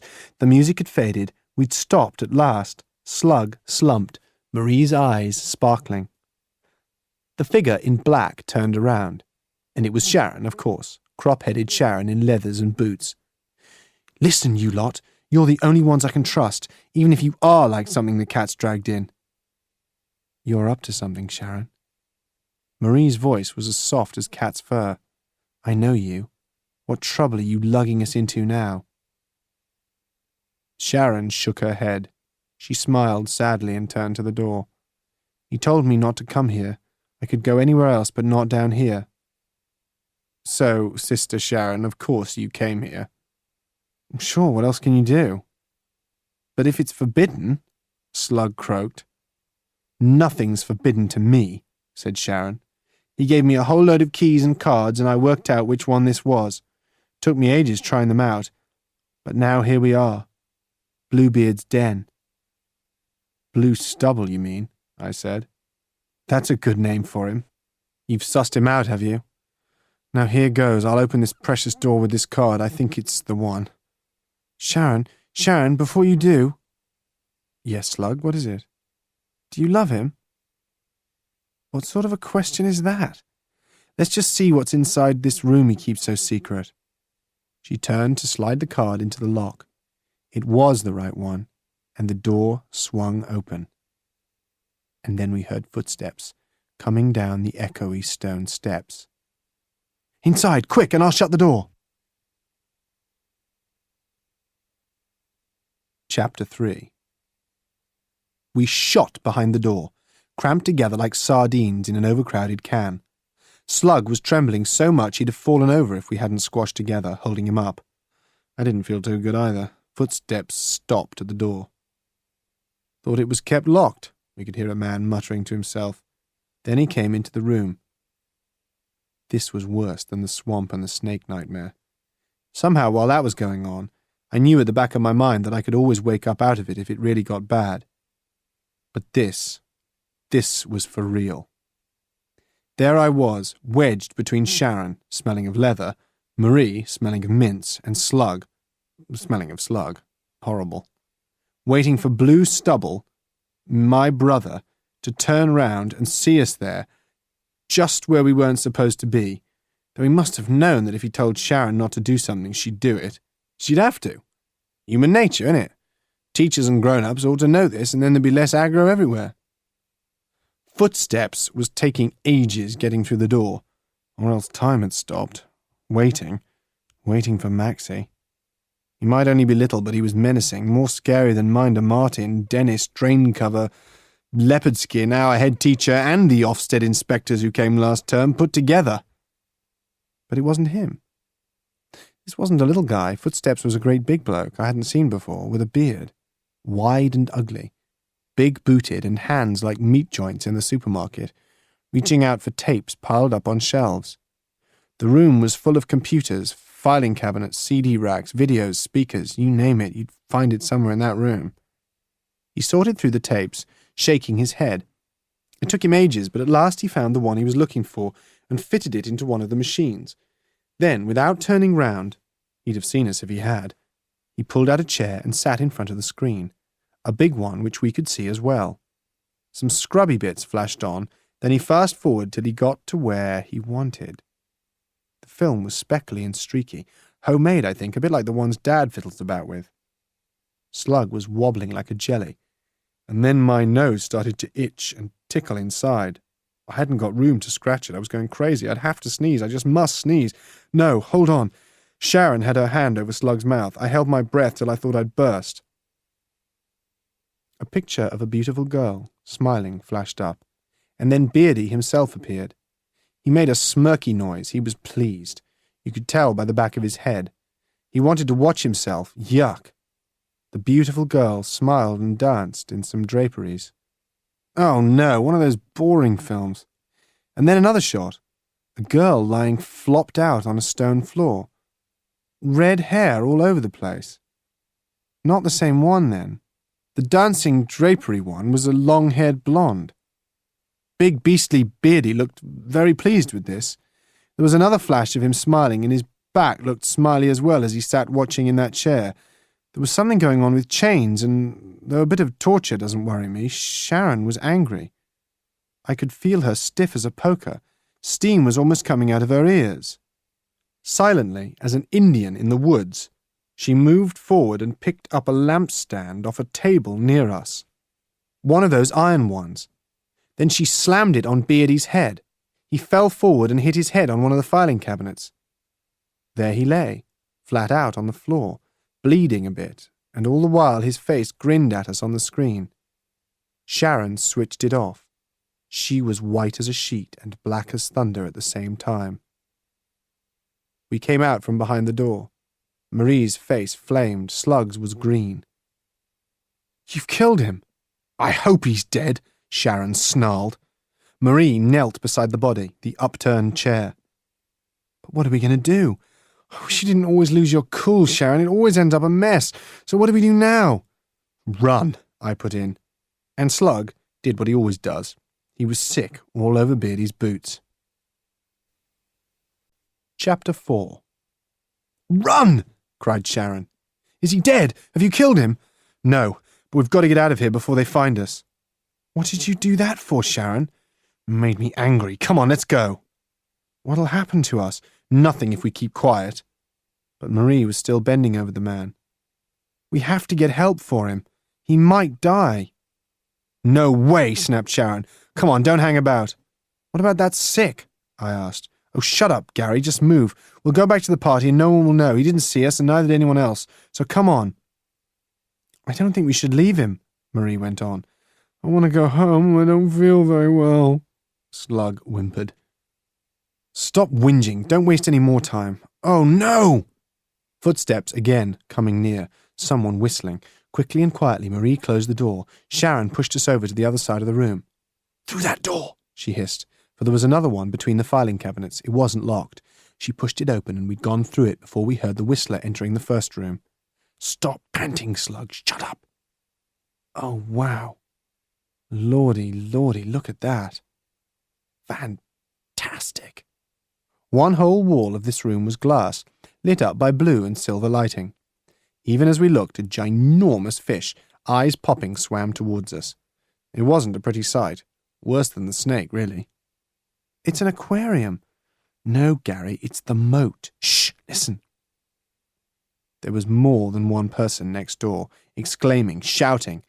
"Use the mobile. Get help, quickly. Oh, it's horrible." "He must have felt sick and fallen and banged his head.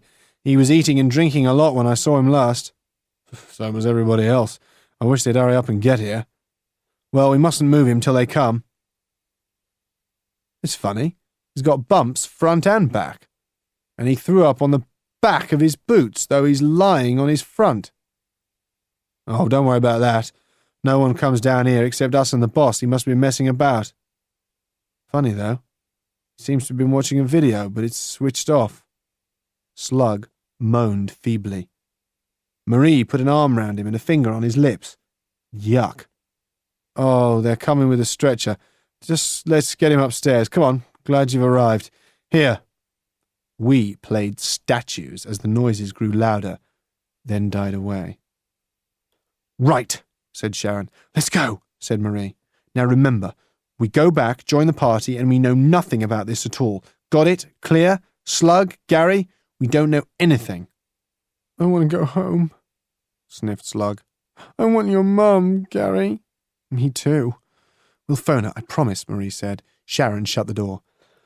"I'm glad they found him," Marie said. "I couldn't care less," answered Sharon. "We've got to get away from here." Back we scurried up the stone steps, following her. "If anyone says anything to us, we got lost dancing, okay?" Party noises were still all around when we reached the top. "Now listen, I'm going to join the Wrinklies," murmured Sharon. "You go to the games room. We don't say anything if we see each other. Wait for me to contact you. Understand?" "Okay.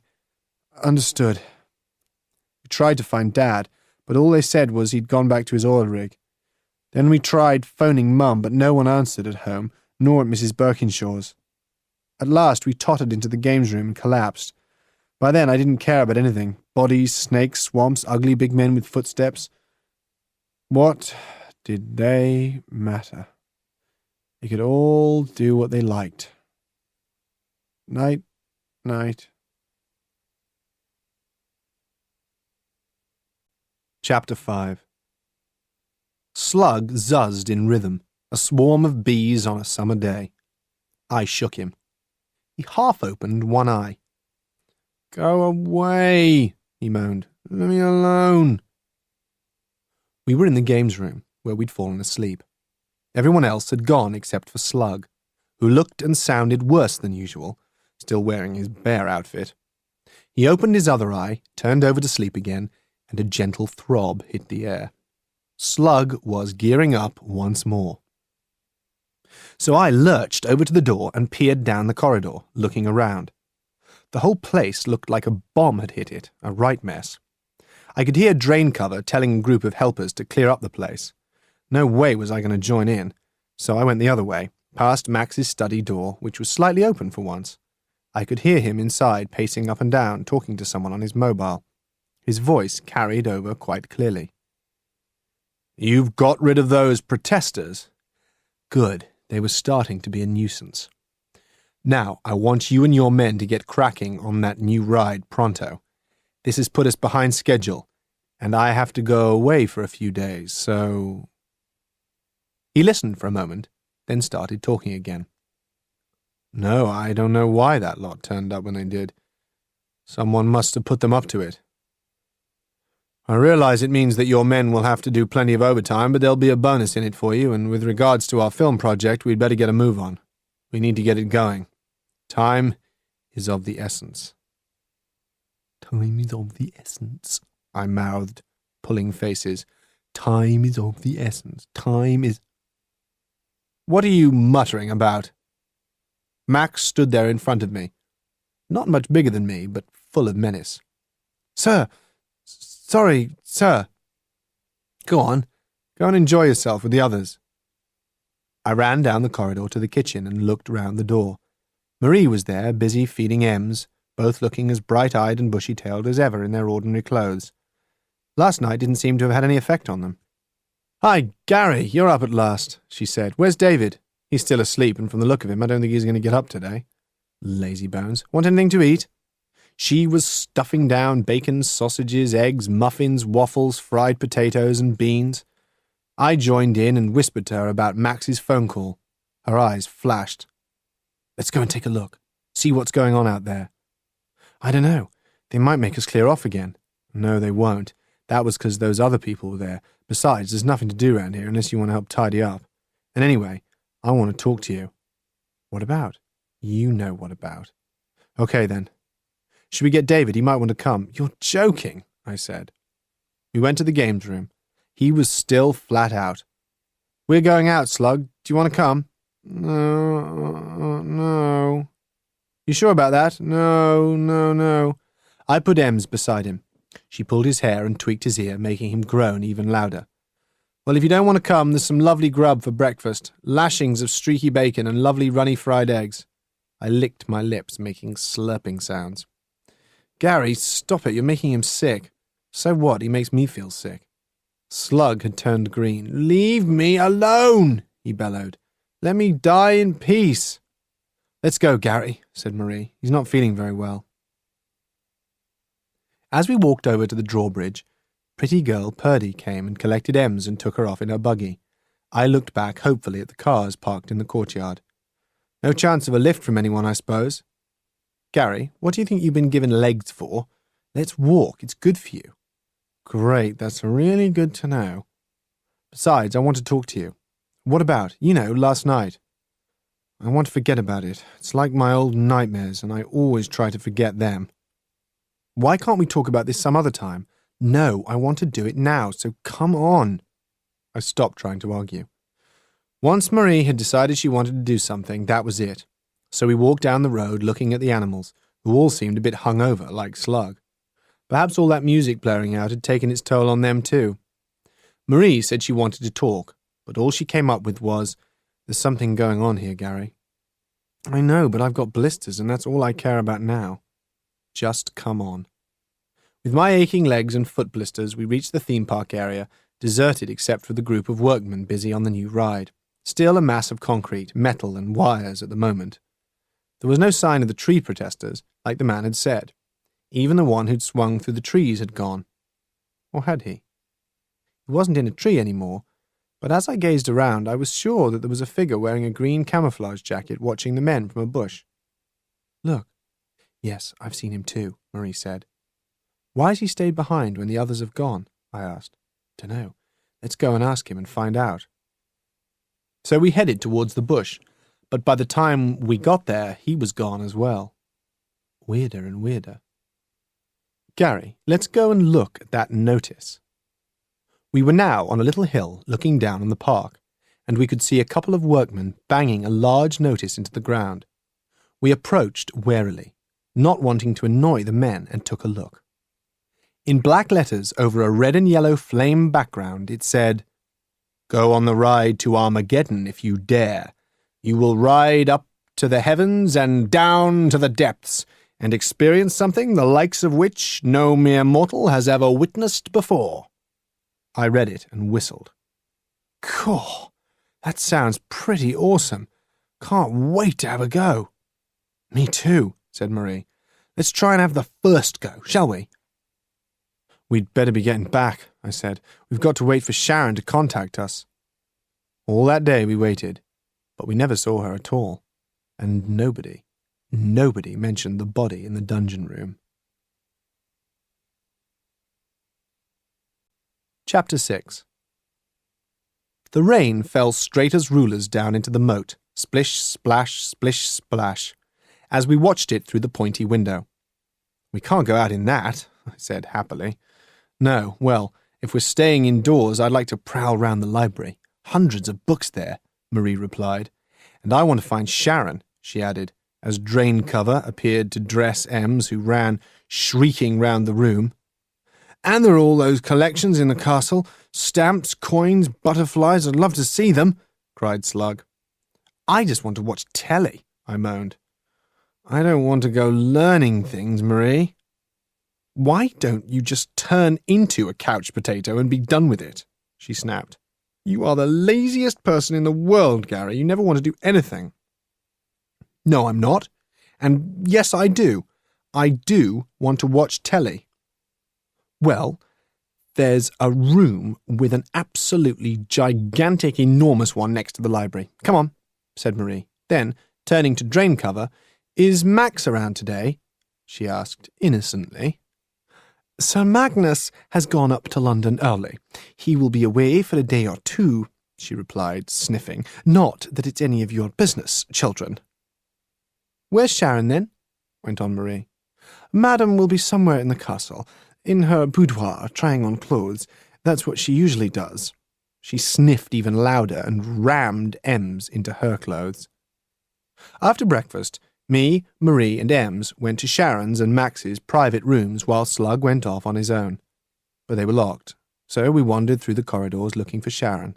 No luck. Might as well go to the library, Marie said. It was a long, long way. After a bit, I think we're lost. I'm always lost here. But pretty girl Purdy popped round the corner, so we asked her. You go straight on, past the Roman urns, then left, past the prehistory section, then the gallery of statues, up the flight of stone stairs, then left and past the orchid conservatory, and the museum areas are on the right and the library's next door, and then the TV room. Oh, thanks. You sure we don't have to go round the world as well while we're about it? She smiled at me. No, Gary. Just keep going and you'll get there eventually. Always remember that. Oh, and sorry. Can you keep Ems for now? There's something I must do. And, Gary, take care and look after them. Then she was gone. What does she mean? Cried Marie. It's me that looks after everything and everybody. That's what you think. She shut her lips tight, stuck her nose in the air, and didn't speak until we reached the library and museum. You go on there, she pointed at a door at the end. Take Ems with you. I'll join you when I've finished looking at everything, and you can look after us all again. Fat chance. I'm off to do something. The television was as big as a room. I plonked Ems down in front of it, found the control, and switched on. A gun battle in a dark shed leapt out at us. Bangs, blood and bodies all over everywhere. So big we were almost in there with all the action. Great, I said to Ems.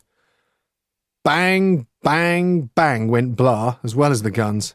Ems grinned all over her funny face. She was happy. We settled in, Ems and me. Ages later, Slug joined us. Wonderful, brilliant. You should have come with me, Gary. Those butterflies are out of this world. Max have got a very rare... Oh, belt up, you're boring. Get a load of this. Oh, that's boring. Just another old gun battle. Get rid of it. Change channels, Gary. No. Oh, please. You've been doing what you want, but this is so feeble. Well, no, it's not so brilliant as the first one I watched. Ems has dozed off. She loved the violent siege of Bloodthirsty Ranch. Oh, Gary. Well, try this. Cartoon. That do you? The screen's so big, said Slug.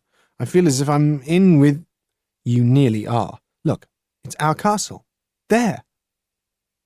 Battlements and towers against the sky. A moat, drawbridge, portcullis, courtyard, views of long corridors, steps, stairs, statues. Then a girl, a pretty girl, long blonde hair like Sharon's on the day of the party, creeping secretly along a dark corridor, going down steps leading into even darker stone passages till, coming to a little door set deep in the wall, she stopped, looked at the heavy keyring in her hand, then put one into the lock in the door, turned it, and went into a dungeon. Slug screamed. I don't like this place, he moaned. The sound rang through the room. Ems woke up and buried her face in Blah. In the dungeon, 5 heads were hanging on hooks tied up by their long blonde hair, while Slug kept babbling on about it only being a cartoon. And as we sat staring, Marie shot in. Come and look! You lot, there's something I want to show you. We ran after her, past the Roman urns and the statues, then turned left past more doors and chairs and pots standing on shelves and tables, and then a long row of portraits on the walls. At last, we arrived in front of a door painted black instead of white. Shh, she said. We tiptoed after her into a big square room with dark walls and white velvet curtains. The walls were hung with dozens of photographs on 2 sides and paintings on the other 2. In the centre of the room was a platform on which stood 5 painted statues, horribly lifelike. Slug was shivering. I don't like it here. It's spooky. Marie was stroking the statues. I told you she was brave. I wouldn't have touched them with Em's buggy. They all look the same, I said. Crazy, why all the same? They're waxworks, Marie put in softly, like in Madame Tussauds. Went there on a school trip last year. It's like a tomb, a graveyard, whispered Slug. But they're not all the same, Marie went on, investigating everything. Yuck. They're different, yet... Em stirred in her buggy as footsteps sounded. Someone's coming, let's get out of here. They're round that corner, go the other way, fast! We sped down the corridor, like players in a computer game. Safely back outside again, we took a breath in the courtyard while Em struggled out of her buggy. Why did we run away? Marie asked. No one told us not to go in there. I thought it was locked when I saw it first, but the key was in the door. So what? I said. She pulled her face at me. I only wanted a look, didn't I? And I tell you something, those girls in there all look a bit like... Sharon. Must be his type, I said. Sharon's anybody's type, sighed Slug. She's beautiful. Chapter 7. Marie dragged us for miles. Away from the castle, the restaurant, the novelty shops, past the maze, the craft shops, the ancient barn, the waterfalls, the railway line running along by the lake, bypassing the deer park, the monkey house, the zebras, the elephants, the rhinos, the lion enclosure, and the tiger enclosure with its tigers, 2 of them white. You name it, we passed it. Marie pushing Ems like Boadicea with a buggy instead of a chariot. Ems shrieked now and then, wanting out, but Marie only paused to push a lolly in her mouth and rushed on. Oh, I've got a stitch, I wailed. Nobody cared. Slug had turned pink and purple and was puffing too much to speak. Maybe he'd have a heart attack with all those crisps he eats. On and on we pounded, up through the woods on a steep, stony path beside the tracks of the Armageddon ride, which was almost ready for opening. I shall die, I groaned. Can't we just stop? Not till I'm sure no one's listening, hissed Marie. She wasn't even out of breath, just gently pink. She struck away from the path, deeper into the woods, crash, bang, through the undergrowth, disturbing all the wildlife that wasn't in the enclosures. Marie unfastened Ems, handed me the buggy and hoisted Ems onto her shoulders. We charged on and on. At last. Here, she commanded. This'll do. We'd arrived at a mossy hollow under the trees, hidden by bushes, with big glossy leaves. Her eyes were enormous, not soup plates, dinner plates. Listen, she said. Listen. We are listening. You don't have to say it twice, Marie. We waited, mouths open, panting, Ems licking her lolly. This is an absolute, utter secret. Don't say anything to anybody, promise. Yeah. Repeat after me. Cross your hearts and hope to die. Cross your hearts and hope to die, Slug muttered faithfully. No, you stupid git. You say, cross my heart and hope to die. And you, Gary. No, I won't. I don't want to die, Marie, so I'm not going to say I hope to. So shut up and get on with it, and hurry up, I'm bursting. You should have gone before. You didn't give me any time. Something dark flew just above us, making me jump in the air. Slug moaned. This place gave me the creeps. Oh, blow this, I exploded, leapt up and ran behind a bush. Coming back, feeling better, I said, go on, get on with it. Marie looked all around her, then leaned forward and whispered, listen. We listened. She looked round again, then whispered something. I can't hear you. Speak up, I said. Sharon. I think she's in danger. Terrible danger. You've got to save her. And maybe we're in danger too. We sat staring at each other. What are you on about now, Marie? You gone crazy? Again, Marie, say something. Answer. Gary, what I know is... What? Get on with it. Remember the waxworks we saw? I went there again, when nobody was about, and peeped in, and 2 guys were working on them, and I heard one say, I bet we'll soon be getting another to add to the collection. His latest. I think he prefers waxworks to the real thing. What does he mean by that? Slug asked. He's only going to have another one made like Sharon, stupid, I snapped. I wasn't sure, said Marie slowly. So I waited for them to leave, and then I crept up to look at them more closely, and... She shuddered. Go on. I saw a bone sticking out of her big toe. Then I ran away. She hid her face. Slug started to cry. Ems banged him with blah. Don't talk crap, Marie. People can't do things like that these days. It's not much to go on, is it? 2 blokes having a natter and a big toe that probably wasn't a real big toe. We're more likely to get into trouble over going down in that place, and Sharon bashing that man. People do get murdered. You don't read the papers like I do. They're full of people getting done in and horrible happenings. I know something's going on here. Dungeons, films, and now statues. Belt up, Slug. Crying won't help.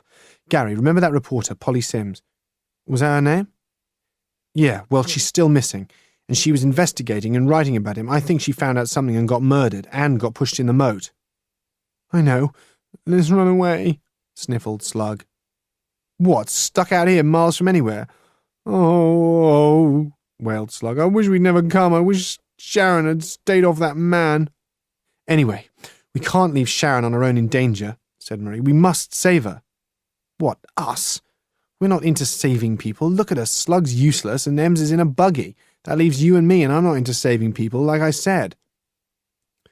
We've got to be brave and clever, Marie hissed. Well, that lets me out. Don't be a wimp, Gary.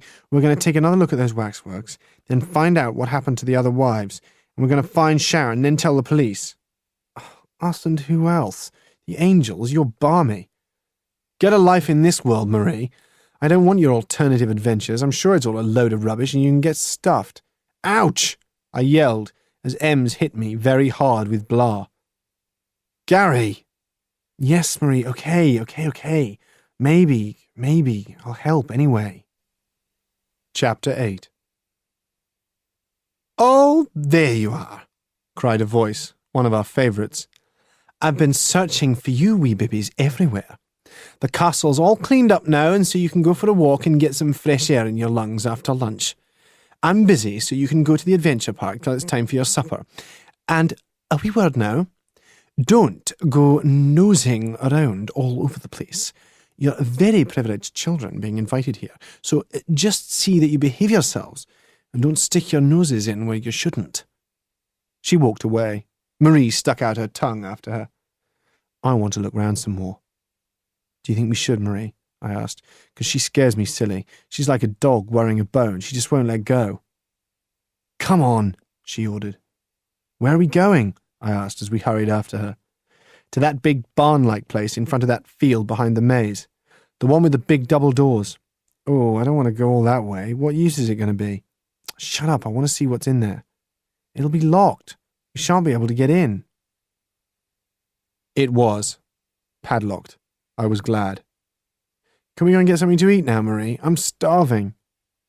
Slug had been carrying Em's piggyback, and now put her down wearily. She shot forward on her podgy legs towards a small bush with flowers on it.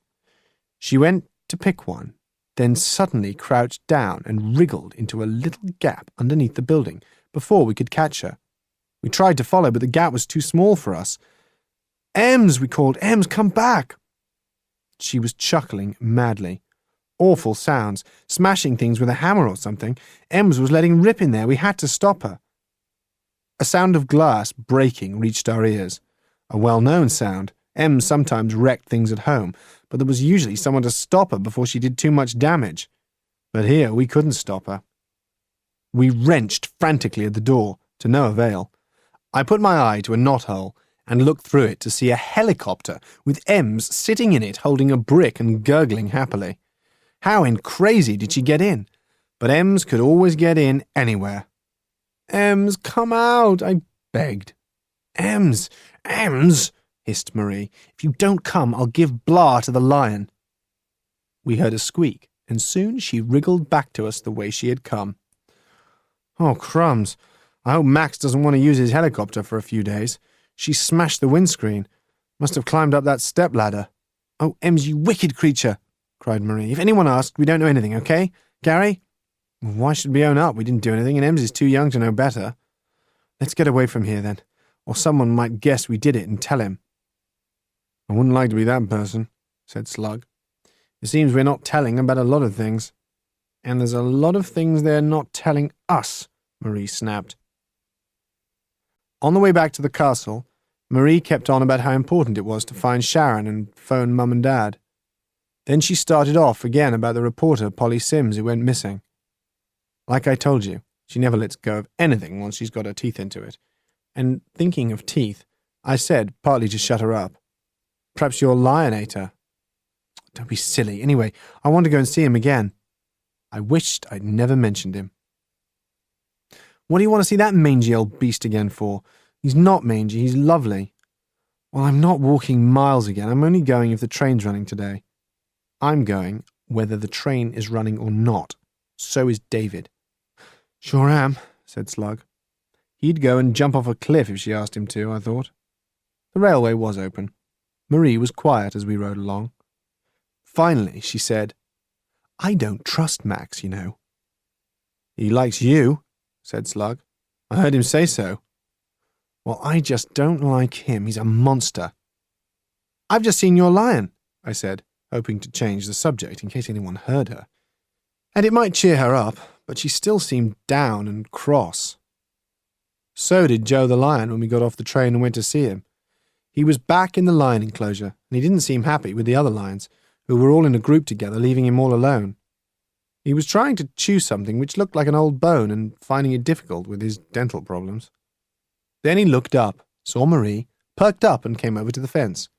She tried to stroke his tatty mane but couldn't reach him through the double wire. She put down Ems, who was squealing, and then she and the lion stood looking at each other like parted lovers. Amazing. I wish I could let him out, she said. He doesn't like being in there. Me? I was glad he was in there, even if he had no teeth or claws to speak of. He was still dangerous-looking enough. Cunningly, I suggested, what about the other lions? If you let him out, they'd all escape too. It's not a good idea, Marie, said Slug, for once. Maybe you're right, she said. I looked up and saw a huge figure approaching. Dennis is coming, I said. We turned away and Joe went back to his bone-like thing. I couldn't make out what it was. Should we go over to the park? Asked Slug. No, I'm not in the mood, said Marie. Might as well go back and see if we can find Sharon. She must be somewhere. Oh, Gary, maybe she's gone missing like Polly Sims. Shut up, I shouted. I don't want to listen to you. She pulled a face as we were crossing the bridge over the lake. There's a crocodile, said Slug. One doggy, shouted Ems, reaching over to it. No, screamed Marie. Ocky will have you if you're not careful. Having problems? Smiled Pretty Purdy. suddenly there out of nowhere and giving Ems a bar of chocolate which shut her up. "What about me?" I asked. "You're sweet enough, Gary." She laughed and hurried away. We wandered on, exploring, sussing out the place, for Marie said we had to, as it was so huge. I just went along with her. Then I saw him. Look! Look, he's there! That green man! I caught sight of him just there." "Where?" asked Slug. "Over there, pinhead, among those trees. Look!" Woods surrounded the sides and the back of the castle, and it was there I'd seen him. "There's no one there. You're imagining things, Gary. You said I hadn't any imagination, but he's gone now. I can't see him any more." "If he is here, he's up to something," Marie said. "Let's try and catch him and find out." Her eyes shone. Adventure time. We can split up, then we've got more chance of catching him.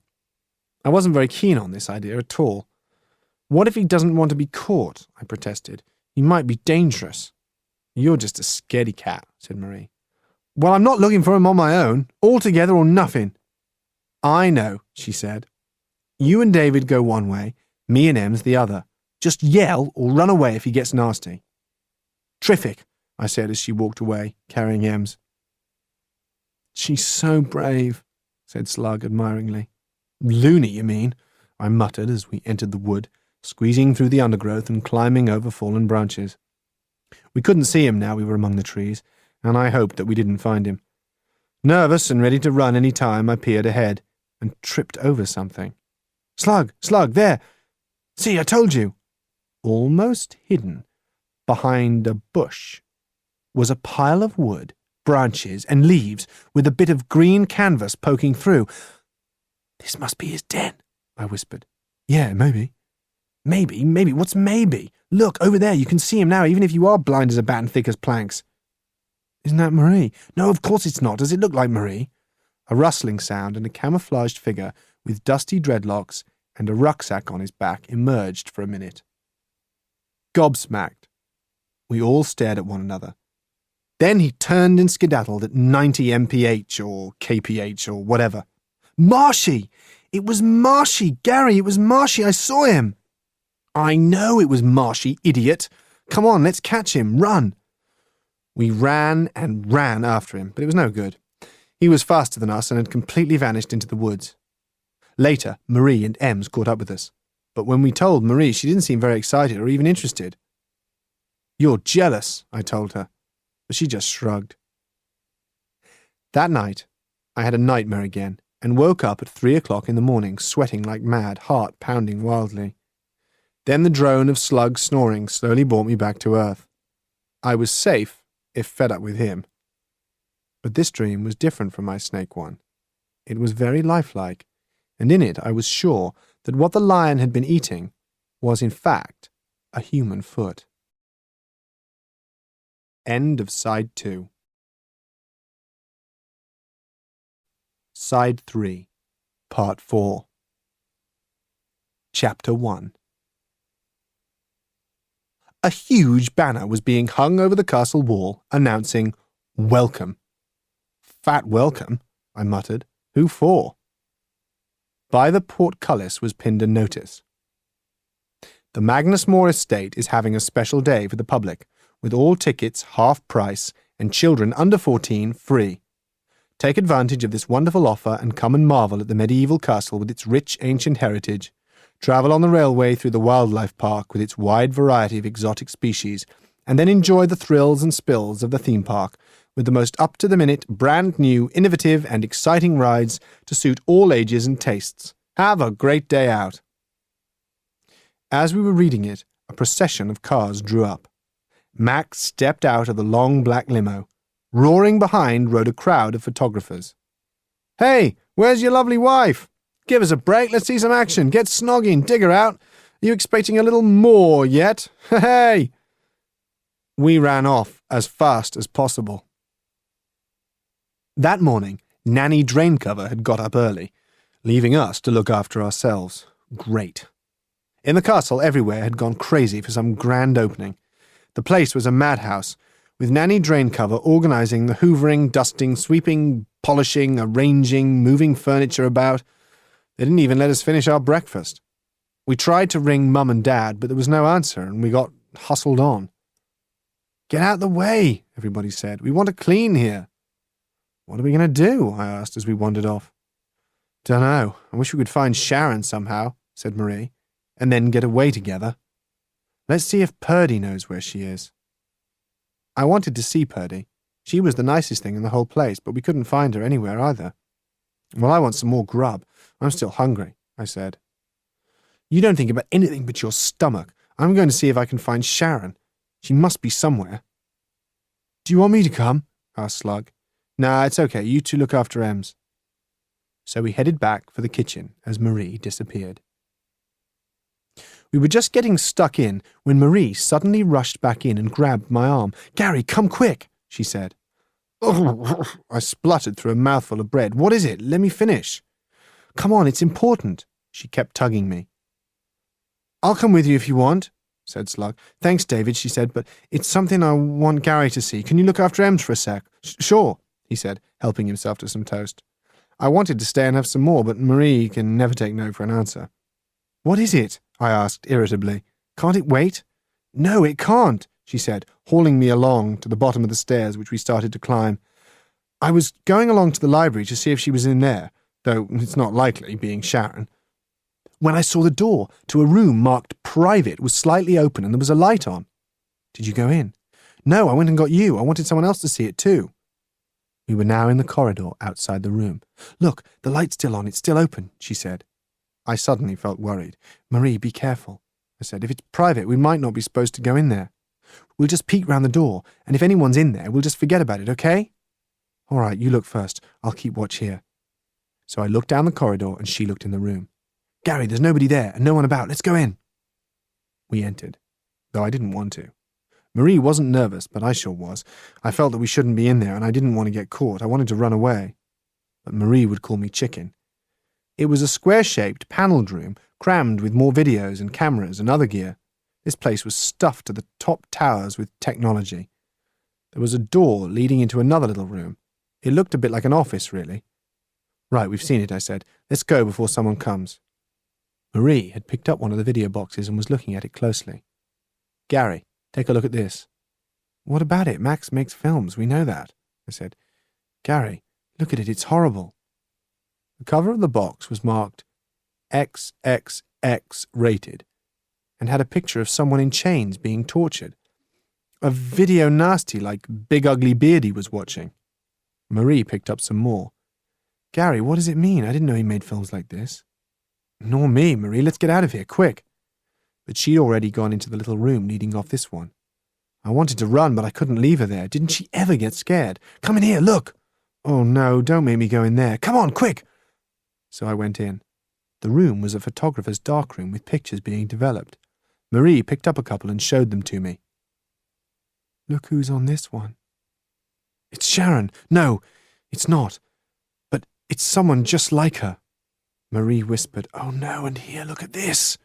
It looked like a dungeon with two men in it I'd seen before. I know who they are. That's the one Sharon bashed on the head, and he's the one who was dressed as a leopard at the party, the one Dad didn't like. There's more of them as well, with some other people, she said. Oh, how horrible. That girl's a prisoner. Do you think it's Polly Sims? I don't know anything. Look, we've got to get out of here. If they know we found these, let's shut the door and put the videos back and pretend we've never been in here. Gary, we've got to get the police. Yeah, I know. But we've got to get away from here first. Now! Chapter 2. We collected Slug and Ems and, desperate, we again began to look for Sharon one more time.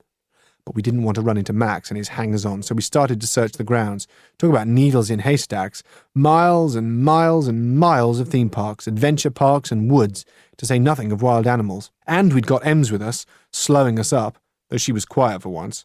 Tears were running silently down Slug's orangey-grey cheeks. What's the matter with you? I snapped. I want to be back in our street doing ordinary things. I'm scared all the time here. Marie patted him. Don't be. It's an adventure, innit? I wish you'd keep your rotten, lousy, stinking, toe-rag, flea-bitten adventures to your rotten self, I couldn't help saying. I want no part of them. I never wanted to be a hero. I just want the new football season.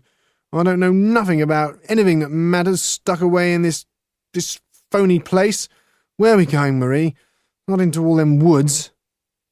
Maybe we can see Marshy and tell him about things, at least. I thought you didn't believe me. Well, you thought wrong, Gary. Was it here you spotted him? A bit further on, there's something like a den. That's where he hangs out, I reckon. Come on, follow me. It's fairly well hidden. It was. There were the humped-up ferns and straw and branches hidden behind a bush. And there, deep in the bit of old canvas I'd spotted earlier, were Marshy and Sharon, fast asleep, arms wrapped tight round each other. What you could see of her looked as scruffy as he did. "Look, she's got all her earrings back and a nose ring," whispered Marie. "Come on, let's leave them." I nearly exploded. "What? Ain't we going to tell them everything?" "No, they're happy, Gary. There'll be trouble enough for them later. Come on." And we turned to go. She was right. Trouble had arrived already. 4 men stepped out of the trees. Minder Martin, Driver Dennis, Leopard Man, and Max. It was my worst nightmare of all come true. Max, who was carrying a gun, said gently, "Oh dear, oh dear, oh dear. I think it's time for you to wake up, dear wife." And time stopped as we looked at one another and waited for Sharon and Marshy to wake up. They stood up slowly, slowly. "Take him away and lock him up," Max ordered. Marshy looked very little being dragged away between 2 monstrous men. But as he went, he pulled round to Sharon and called, Sorry, I love you, Sharon." Sharon stood there wearing an old shirt of Marshy's and her earrings, and as she'd done before, she spat on one of Max's shoes. He was wearing smart ones. Then the other. "I despise you. I told you once to get a real life. You should have done it instead of living out one of your own 10th-rate films." "Why did you marry me then, my dear?"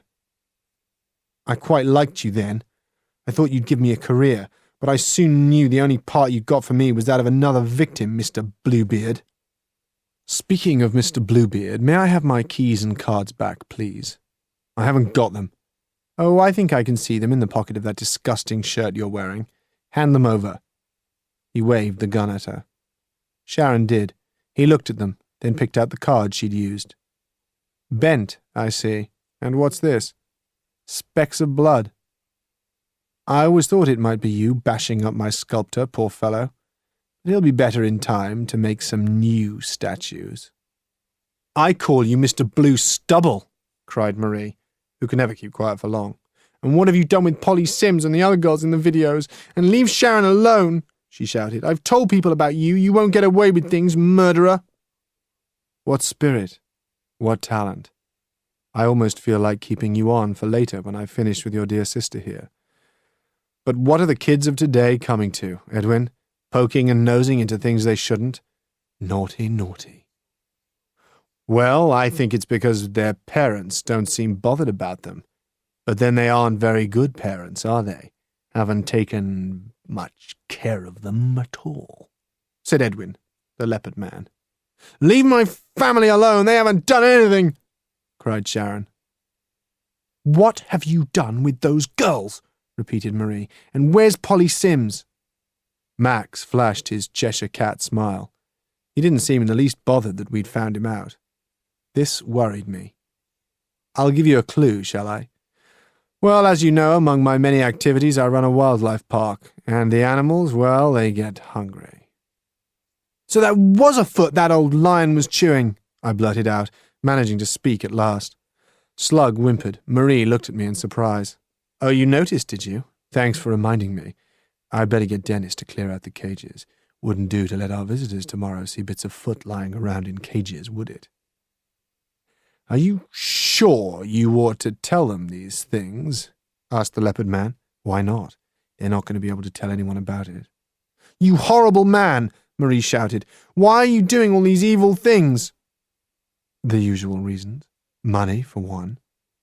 You don't think I made my fortune making old period dramas about castles, do you? These other films make far more money. And besides, I enjoy making them. So does Edwin." The leopard man shrugged his shoulders, giving me the shivs. What was he thinking? I didn't like to guess. "You won't get away with this," said Marie. "If you kill us, our mum and dad will come looking for us. They are good parents. They love us. You've got it wrong." Max laughed at the idea. Didn't anything bother him, I wondered? Theme parks and wildlife parks and castles are dangerous places, my dear. Accidents can and do happen. You could drown in the lake in a boating accident, get eaten by wild animals, or crash on one of the fairground rides. That's what happens to people who nose into my business. You could be buried under the foundations of my new Armageddon ride, for instance. I'm sure I can think of a nice, juicy ending for you lot, and the film of that will make a lovely lot of money. What about the police, then? They won't find anything. I'm clearing out all the videos in here to sell over the next few days. And they won't find you or your videos. I promise. As he talked, I thought about trying to run for it before they could catch me. Marie stood tense beside me, and I guess she had the same idea, but Max's gun was pointed at Sharon, and his horrible friend was blocking my way, so how? And then Minder Martin returned, together with Dennis. "You've settled him, then?" "Good. Well," smiled Max, "I've got another little job for you. I want all this lot locked away safely." Just then, Ems, who dropped off to sleep, awoke and wailed. Minder Martin moved towards her. "Oh no!" bawled Marie. "You're not going to hurt Ems?" Max thought about this, rubbing his stubble. "Haven't decided yet. I probably will," he beamed. "Don't want any loose ends now, do we?" "Perhaps Martin would like her," smirked Edwin. "I've heard she's given him plenty of grief." Marie tried to leap at him, her hands outstretched, nails like claws, but was pushed back. "I've been planning to get rid of you soon anyway," Max said to Sharon. "Nice-looking girl you are to add to my collection. Pity about you, though," he added, looking at Marie. "Such a waste of potential, having to kill you." "Well, don't then," she spat, "but I'd like to kill you." "I expect you would, my dear. Not that I intend to dispose of you straight away. Not when there's money to be made out of you. I think Edwin's got plans to make some really pretty films with you. Haven't you, Edwin?" "I can't wait," grinned Edwin, leering at Marie. "She's better than a lot we've had, isn't she?" "Let me think. The Siberian tigers enjoy a tasty meal. Could make a good wildlife program, couldn't it, Edwin? Tiger, tiger, burning bright in the forests of the night." "Let's get on with it," said the leopard man. "You're starting to get poetical, and it's always a bad sign." "This way, then, children," Max said, like a showman. "We'll go back to the castle, then let me take you on a grand tour of the dungeons." "Dungeons?" gasped Marie and Slug. "Dungeons," I echoed. "You all thought you'd explored the castle." Max laughed happily. "But you didn't know about them, did you? It's such a marvellous castle. I'm so proud of it, and there's always more of it." A little joke. The leopard man reached out and grabbed Marie. She kicked out, catching him on the shin. He twisted her arm, then pulled her hair painfully. "Don't try that again," he warned. "I've got ways of dealing with badly behaved children." "You horrible beast!" she shrieked. "Leave her alone!"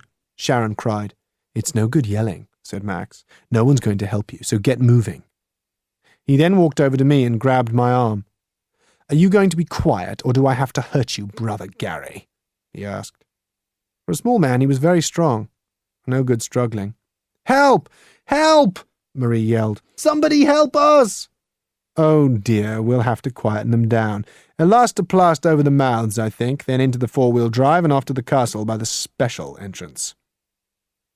Minder Martin taped up Sharon's mouth and her wrists behind her, and then Marie's. I thought her eyes would explode out of her head, she was so angry. Both my sisters were angry, not scared. Ems started to scream. "Shut that kid up!" Edwin snapped. Minder Martin went to pick Ems up, and she went crazy. "Naughty Dad!" she shouted at him, and he dithered just for a minute. Tough. It finished him, for she bit him on his ear and on his face. Blood spurted like fountains. Howling, he dropped Ems and held his face. He couldn't see. Slug stopped trembling and flung himself at Edwin. Marie, bound up, did a flying frog jump at Dennis, and Sharon put down her head and butted Max, who let me go. "Run, Gary, run! Go for it! Get help! Get help!" Slug yelled. I moved faster than I ever had in all my life, into the trees, running, leaping over tree roots, pushing through brambles, scrambling, flying, as if I'd never spent all my life up till now getting out of races at sports day. Bong, bong, bong went my heart, legs churning, but I knew they'd get me. They'd be faster than me once they'd got over the surprise. The trees were thicker now, closer together. I dodged through them and round them, old broad trees thick with green leaves, not nasty old dark needle trees, but woodland trees, green, shady, secret. Breathless now, and starting to get a stitch, I had to stop to get my breath, and I could hear the enemy after me with big, tramping feet. I leaned for a minute against a huge trunk, older than time and half hollow. Could I hide in it? It was dark inside, so thick were the bark and the sprouting leaves. Tripping over a gnarly root, I stretched out my hands to save myself, and they closed round rope, thick, knotted rope. Marshy! His rope! One of his hiding places! Quick as a flash, I was climbing it, up, up, up. I've always hated rope climbing in the gym. Up and up and up, higher and higher. When I was as high as I could bear, I stopped and straddled over a fat, strong branch and hauled the rope up after me. It was heavy and tricky, but I did it. I lay back, panting against the trunk of Super Tree, my friend. Marshy must often have done this, I thought. The leaves whispered around me. The tree was my saviour. I patted it and felt in my pocket. Chewing gum, old and gummy. Lovely, bits of anorak on it and all. Below me, as I chewed, I could hear the sound of tramping feet and cursing voices, but I was far above all that. Tree, I'll pay you back for this, I promise. I'll help Marshy fight for you against the Maxes. The noises were fading now. Suddenly I felt tired and trembly. I hope they were okay. I hope they didn't get hurt. Sharon, Marie, Slug and Ems. Oh, and Marshy too, shut away who knows where. I'd wait till it was dark and then I'd save them. Chapter 3. When it's dark in a wood, it's really dark. I tripped over a tree root and fell flat on my face. Getting up, panic as well as pain hit me in the chest. The night was full of strange noises like a jungly jungle. What was I doing? Playing the hero. I wasn't meant to be a hero. Marie was the hero, not me. She should be doing this, leaping around, getting the police, saving people and all that. But she landed me in it like she always did. Gary will do it. Gary will sort it out. Gary the mug, the fall guy. And Gary didn't want to. Shut up, Gary, and keep moving on. Moving on. The moat. If I could get to a phone, I could get help. So I'd got to cross the moat. Suddenly, the turreted, floodlit castle loomed ahead. The gates had been shut, so the people had gone. I hoped I wouldn't run into the photographers, or maybe I could tell them. No, I couldn't handle that at all.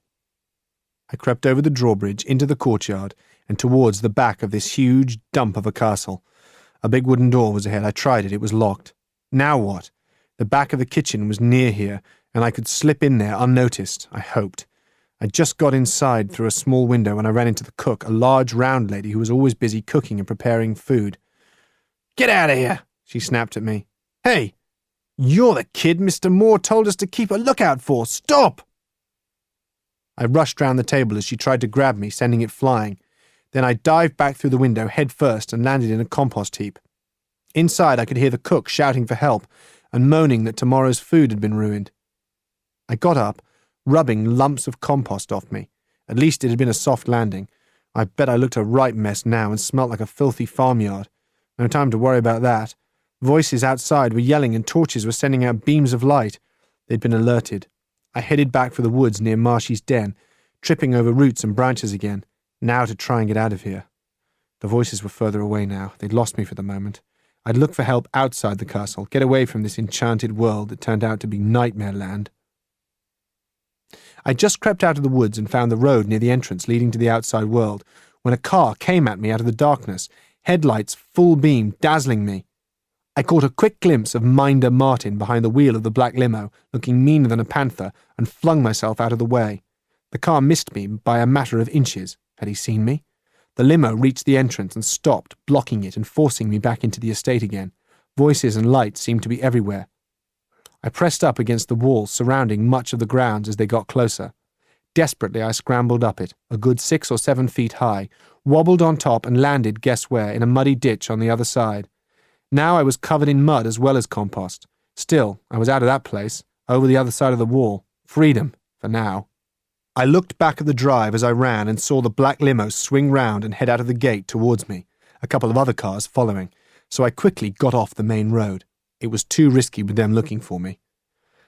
I was less panicky now I'd left the castle. If I stayed off the road, they shouldn't catch me, but I'd got to find somewhere to call for help, and it was bound to be miles to the nearest village.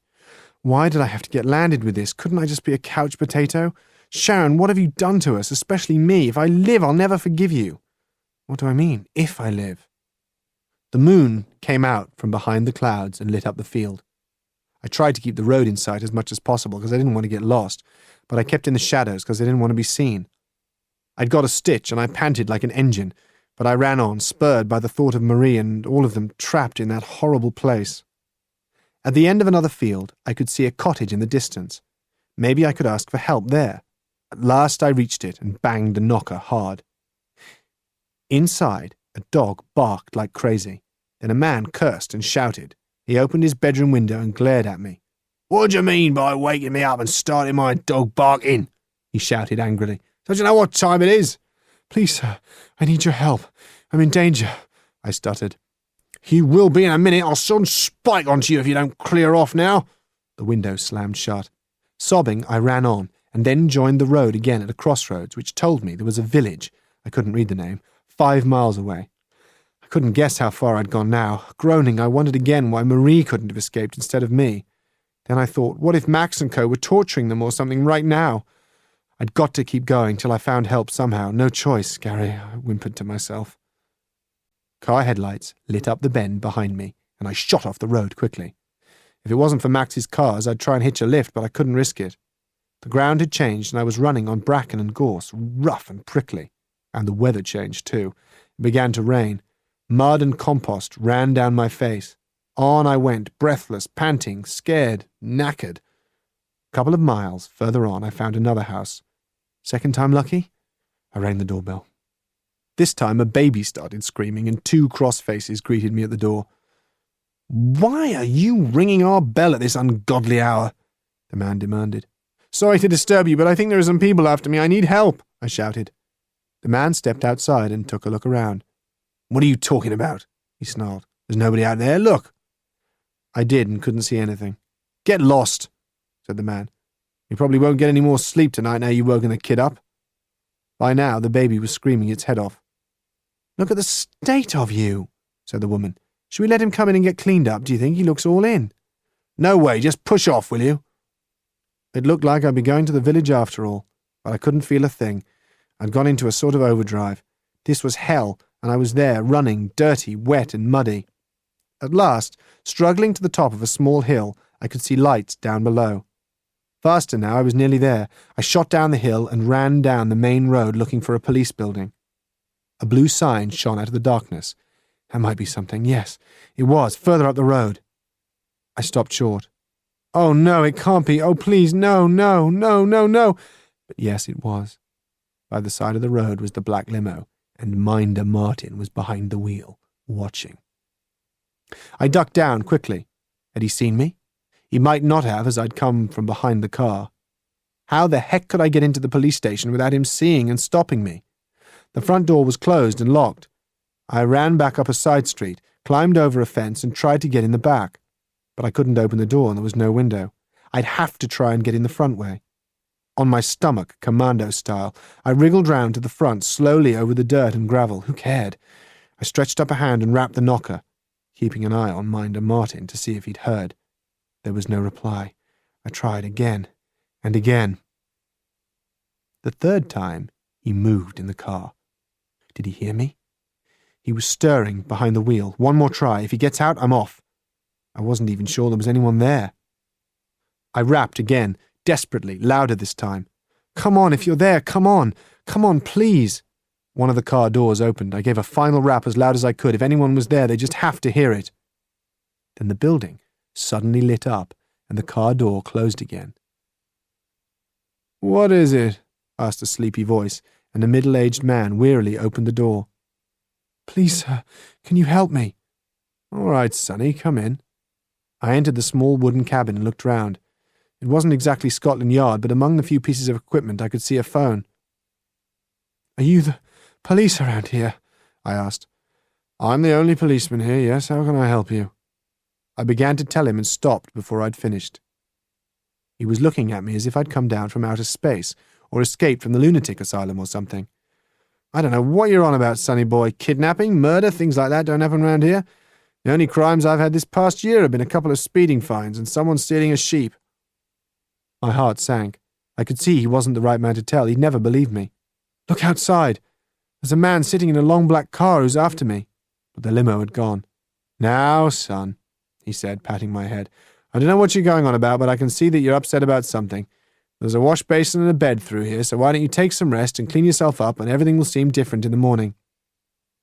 "Can I phone my mum?" I asked. "Sure, go ahead."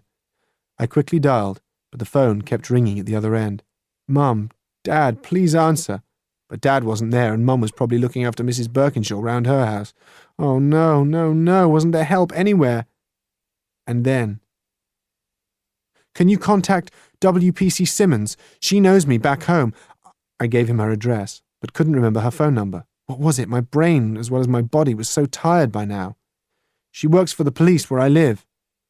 "Yeah, sure, son. You just get washed and rested, okay?" I went through to the little room and sat down, rubbed at my face, then stopped, too tired to wash. I tried my best and I was done in. Would he get through? I could hear the phone ringing. Much later, I woke up to feel somebody rubbing my shoulder. There was WPC, Katie Simmons, smiling at me. Chapter 4. A convoy of 5 police cars sped towards the castle. In the back of the first police car sat WPC Simmons with me beside her, and in the front was an inspector who was running the operation. I'd cleaned myself up as best I could, and being starving hungry had grabbed a pasty to eat from the village store, so at least I felt human again, and grown up as well, as I sat there telling them about everything that had been happening. They listened. They really listened to me, and asked me questions. When I'd finished, the inspector, a sharp-faced man, said, "Nothing of what you've told me comes as any great surprise. We've been monitoring the activities of Sir Magnus Moore for some time, but unfortunately have never managed to find any evidence against him. But from what you've been telling me, and when we got an anonymous phone call from the castle last night, we knew something was blowing up there and we needed to move in." "Who do you think rang you?" "We don't know, but it was a female." "So you were coming anyway?" I said slowly, gobsmacked. "I'd run all that way, about 10 miles, getting covered in muck and mud and soaked to the skin for nothing. Yuck! And I don't like running." Who was it phoned, I wondered? All unfair, as ever. Must have shown on my face, for Katie patted my shoulder. "You're a brave lad, Gary," she said. "Do you think they're all right?" I asked, still worried. "Sharon and Marie and Slug and little Ems and Marshy." "I'm sure they are, Gary," said Katie comfortingly. "You thought he was going to put them in the castle dungeons. It's a huge place, I know." "Yeah, but is that all he's done? You can't trust him." "Do you think he's flown the coop, sir?" asked the driver sitting beside the inspector. What the heck is a coop, I wondered.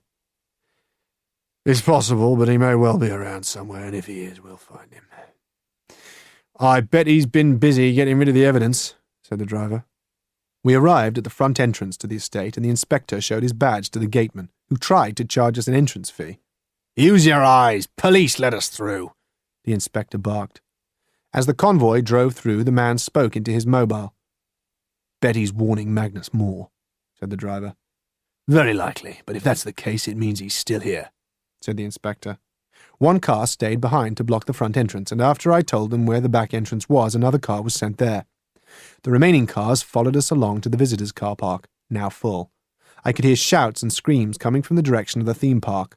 Max's adverts had done the trick. The park was heaving, and photographers were everywhere, like old times. "Do you think we ought to close the place, sir?" asked the driver.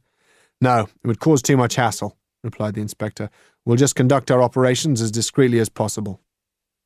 The 3 police cars pulled up outside the castle, and everyone got out. A couple of pressmen rushed towards us. "What are you doing here?" one of them asked the inspector. "We want to interview Sir Magnus Moore. Do you know where he is?" "That's just what we were doing when he got a phone call on his mobile and just disappeared into the castle. We tried to follow him, but this big minder stopped us." We rushed on with the pressman in tow. "You go first and direct us, Gary," said Katie. "Come on, this way." I was leading them inside when suddenly a thought struck me. "You'll need the keys for the private room in the dungeon," I said. Then in the hall of the castle I saw Nanny Draincover guiding a group of visitors around and outlining the history of the place. "You could ask her, she should know." Nanny Draincover looked startled as she saw us and tried to walk away. "Now, madam," said the inspector, "may I have a word with you?" "Can you just wait here for a minute?" she asked the group. Reluctantly, she came over to us. "For the time being, I have only one question for you, madam. Where are the keys to the private room in the dungeon?" She hesitated. "I know what's been happening here, and if you don't answer, I'll have you charged with obstruction." "All right," she muttered. "I've got a set." She fumbled in her jacket pockets and produced a large bunch of keys and cards. "Come on, I'll show you." "Thank you. Now, lead the way, please." Looking terrible, Nanny Draincover shot off at speed, leaving the group of visitors bewildered. "Hey, what's going on? We paid our entrance fee." The private room was open anyway, but all the videos and photographic gear had been removed. "He's moved all the stuff," I spluttered. "That doesn't surprise me. The man's as slippery as an eel," said the inspector. "But he's not going to get away with it this time. Now, where?" he demanded. Following Nanny Draincover, we descended those dreaded stairs down into the depths of the castle till we arrived outside the huge, heavy door, which she unlocked. There we were in the video room where Sharon walloped Beardy, and through the next door. "Good heavens!" exclaimed the inspector. "No, it's the moat," I explained. "But where are they? I thought they'd be here. Marie, Sharon, we're coming! Hurry up, won't you?" I shouted. "They might be dying." But they weren't. Behind another door that Nanny Draincover unlocked, a miserable heap sat on a damp stone floor, practically in the moat from the look of it. "You took your time," shrieked Marie. "But I love you, Gary. Gary, I'll never snore again," sobbed Slug, trying to hug me. I dodged him, but I couldn't dodge Ems clinging to my legs. Dad, she screamed, and I knew they were all okay. "This everybody, then?" asked the inspector. "No!" Marie blurted out. "Max came in here a few minutes ago and took Sharon away, looking real nasty. I tried to stop him, but he had his gun." "Oh, no," cried Katie. "Come on," shouted the inspector as we ran up the stairs, Ems on Katie's back. "Do you think he'll take revenge on her or something?" I asked. "I hope not, but he might use her as a hostage," she warned. The inspector busily briefed his team. "We're going to search this castle and estate from top to bottom for this man," he said, showing a picture of Max. "He may be accompanied by a young lady, his wife, so play it carefully. No heroics, I don't want her life endangered. Now, let's get going." "Are you going to fill us in on what's going on?" asked the pressman, streaming through the castle and grounds. "No comment," said the inspector. Chapter 5. The inspector and his team started to go over the castle like Mum searching for nits. We shoved Ems in a buggy and followed just behind because he kept trying to send us back. Minder Martin took a lot of persuading to go quietly, and Leopard Man was only just stopped sneaking out through a side gate. But Max? Nowhere. "The helicopter!" shouted Marie. "Come on!" We ran ahead while they followed. When we all reached the barn, we found the door open and a man dressed in overalls measuring up the damage. When he saw us, he tried to close the door, but the inspector stopped him. "I'm looking in there," he said, charging in. There he was, Max, standing near the back of the barn behind Sharon, still in her dirty shirt, looking tired and fed up. Not a heavenly beauty anymore, just old Sharon. "Would you come with us, please, Sir Magnus? There's a number of questions we'd like you to answer, and you can let the girl go." Max gripped Sharon and held her closer to him. "I'll answer them here, if that's all right. You've got no grounds to arrest me." "I arrest you on the charge of torturing children to make movies." "What are you talking about? I make costume and historical dramas."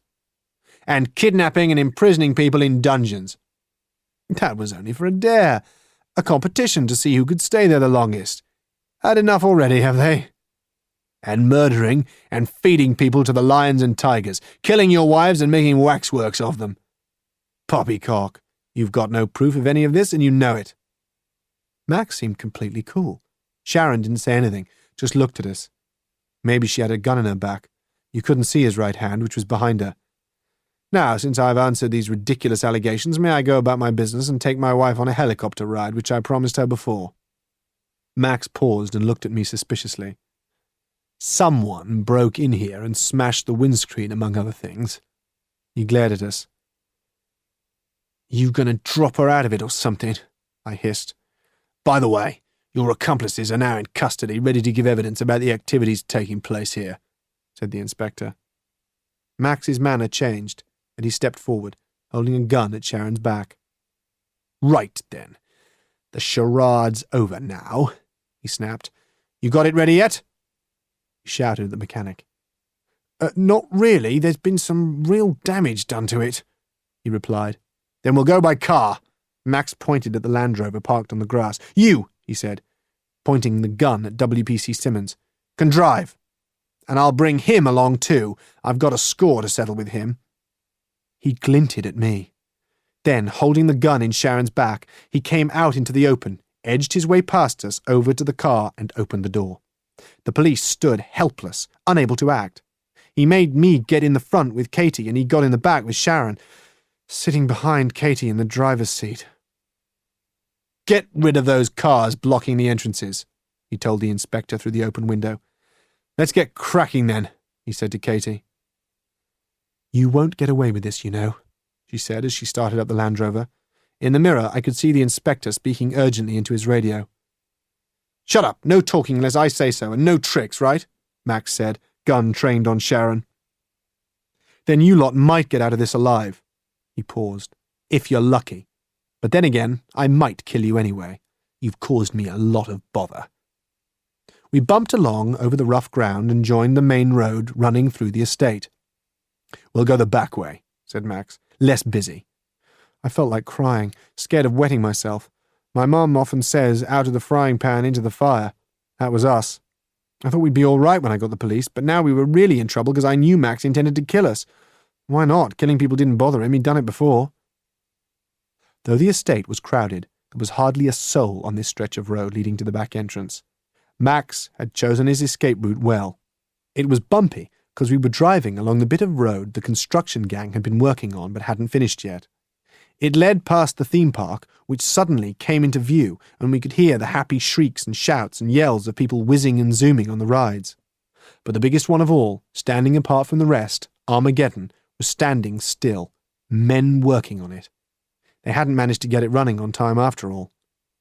Then we turned a corner to find Joe the lion standing there, ragged-looking as ever, right in the middle of the road. "Oh, it's that awful lion!" cried Sharon. "Watch out!" "Who let that blasted animal out?" snarled Max. "That blockhead Dennis!" Katie swerved to avoid him. The car skidded across the road and shot into a ditch, two wheels overhanging the edge. The door on Max's side flew open, and in a flash Joe was there, roaring and snarling for once. He sank his one good tooth into Max's leg. This was our chance. "Come on!" I yelled, and we jumped out of our seats and through the car door to safety, I hoped, Katie following just behind us as we fled up the road. "I don't think that lion likes Max somehow," I said, listening to screams even louder than those of the crowd. Then we heard a shot, and looking around, I saw that Max was out of the car, hobbling down the road, clutching his gnawed leg. Katie was yelling into her radio. "Suspect on foot, now heading for theme park, hostages safe, now. All units can go." A police car, which had been following us slowly, suddenly overtook and drove on in pursuit, sirens screaming. Now we were safe. I wanted to see what was going to happen. So did Marie, who had caught us up, red-faced and panting. She never liked to miss out on anything. She'd left Slug to look after Ems, she said. We ran after the police car and found it further up the road, empty, for the police were now chasing Max on foot. "There he is!" Sharon cried. We could see him now, on the wrong side of the fence from the theme park, heading for a gate further along. "Do you think he may try and take another prisoner?" shouted Marie. In the nearby theme park, the happy visitors screamed and shouted. They didn't know what was going on all around them. "He won't get much chance," I said. "They're closing in on him now." From all angles they came, the police converging on the park. Max was half running, half dragging his injured leg with one hand, the gun in the other. A rat caught in a trap. He went through the gate by the Armageddon ride. The police surrounded him there. Nowhere else to escape. He headed over to a worker in control of the ride, waving his gun. "Give up, Sir Magnus!" roared the inspector through a megaphone over the noise of the crowd. "You can't get away!" "Get it started," snarled Max to the worker. "But, sir, it's not ready. There are still some technical problems." "Do it!"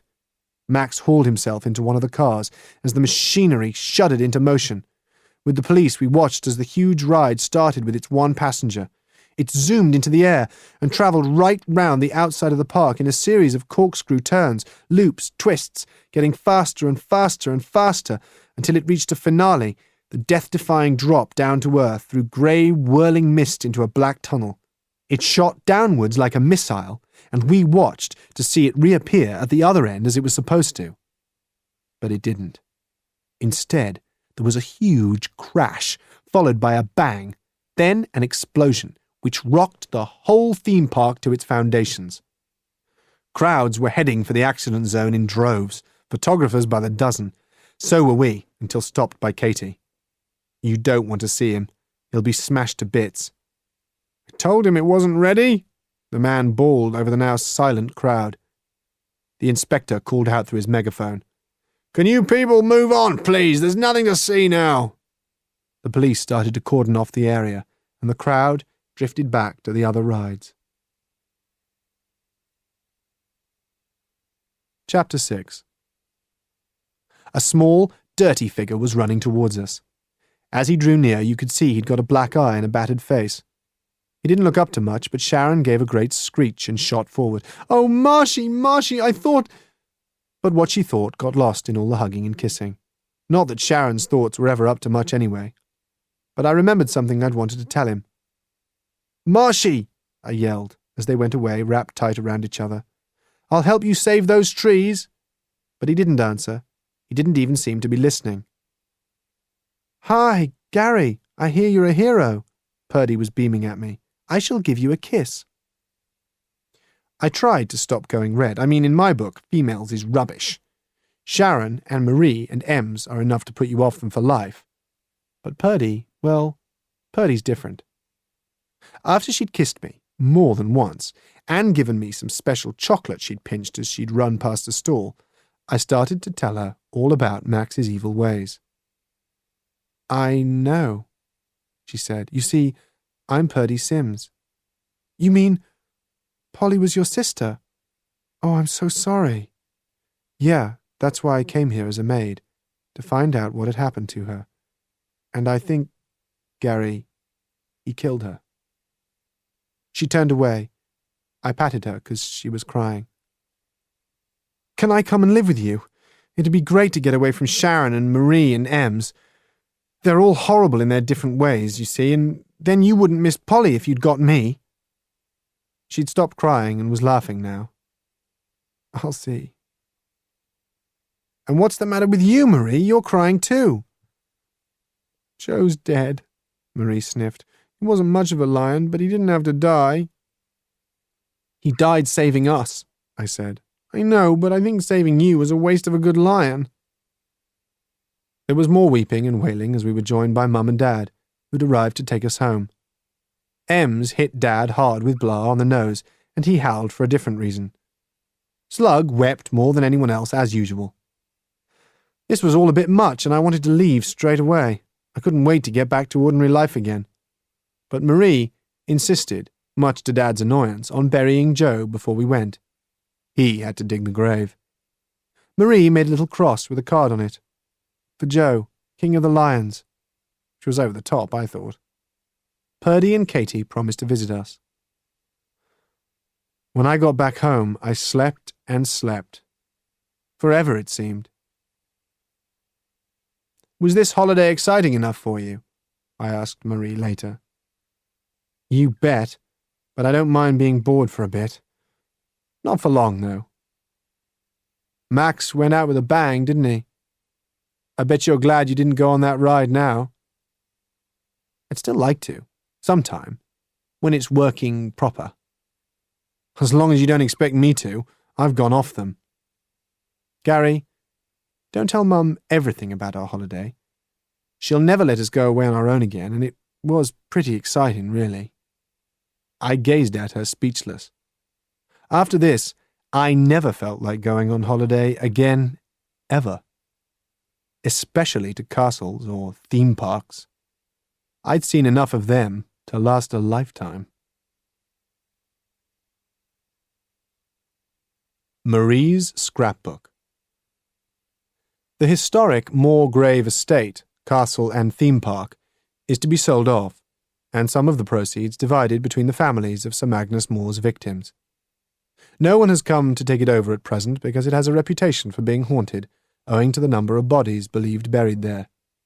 The National Trust has expressed an interest. The newest, biggest theme park of all time is being constructed on a distant island in the South Pacific. Organising this project is Mr. Regan Rumour, a small man with red curls, ginger designer stubble, and horn-rimmed spectacles.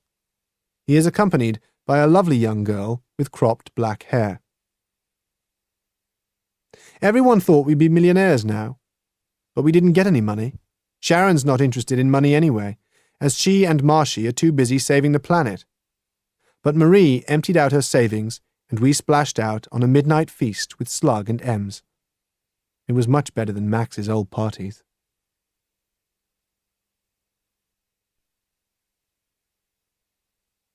That was Bluebeard's Castle by Jean Kemp. Read by Dominic Taylor. We do hope you have enjoyed listening to this Chivers Children's audiobook.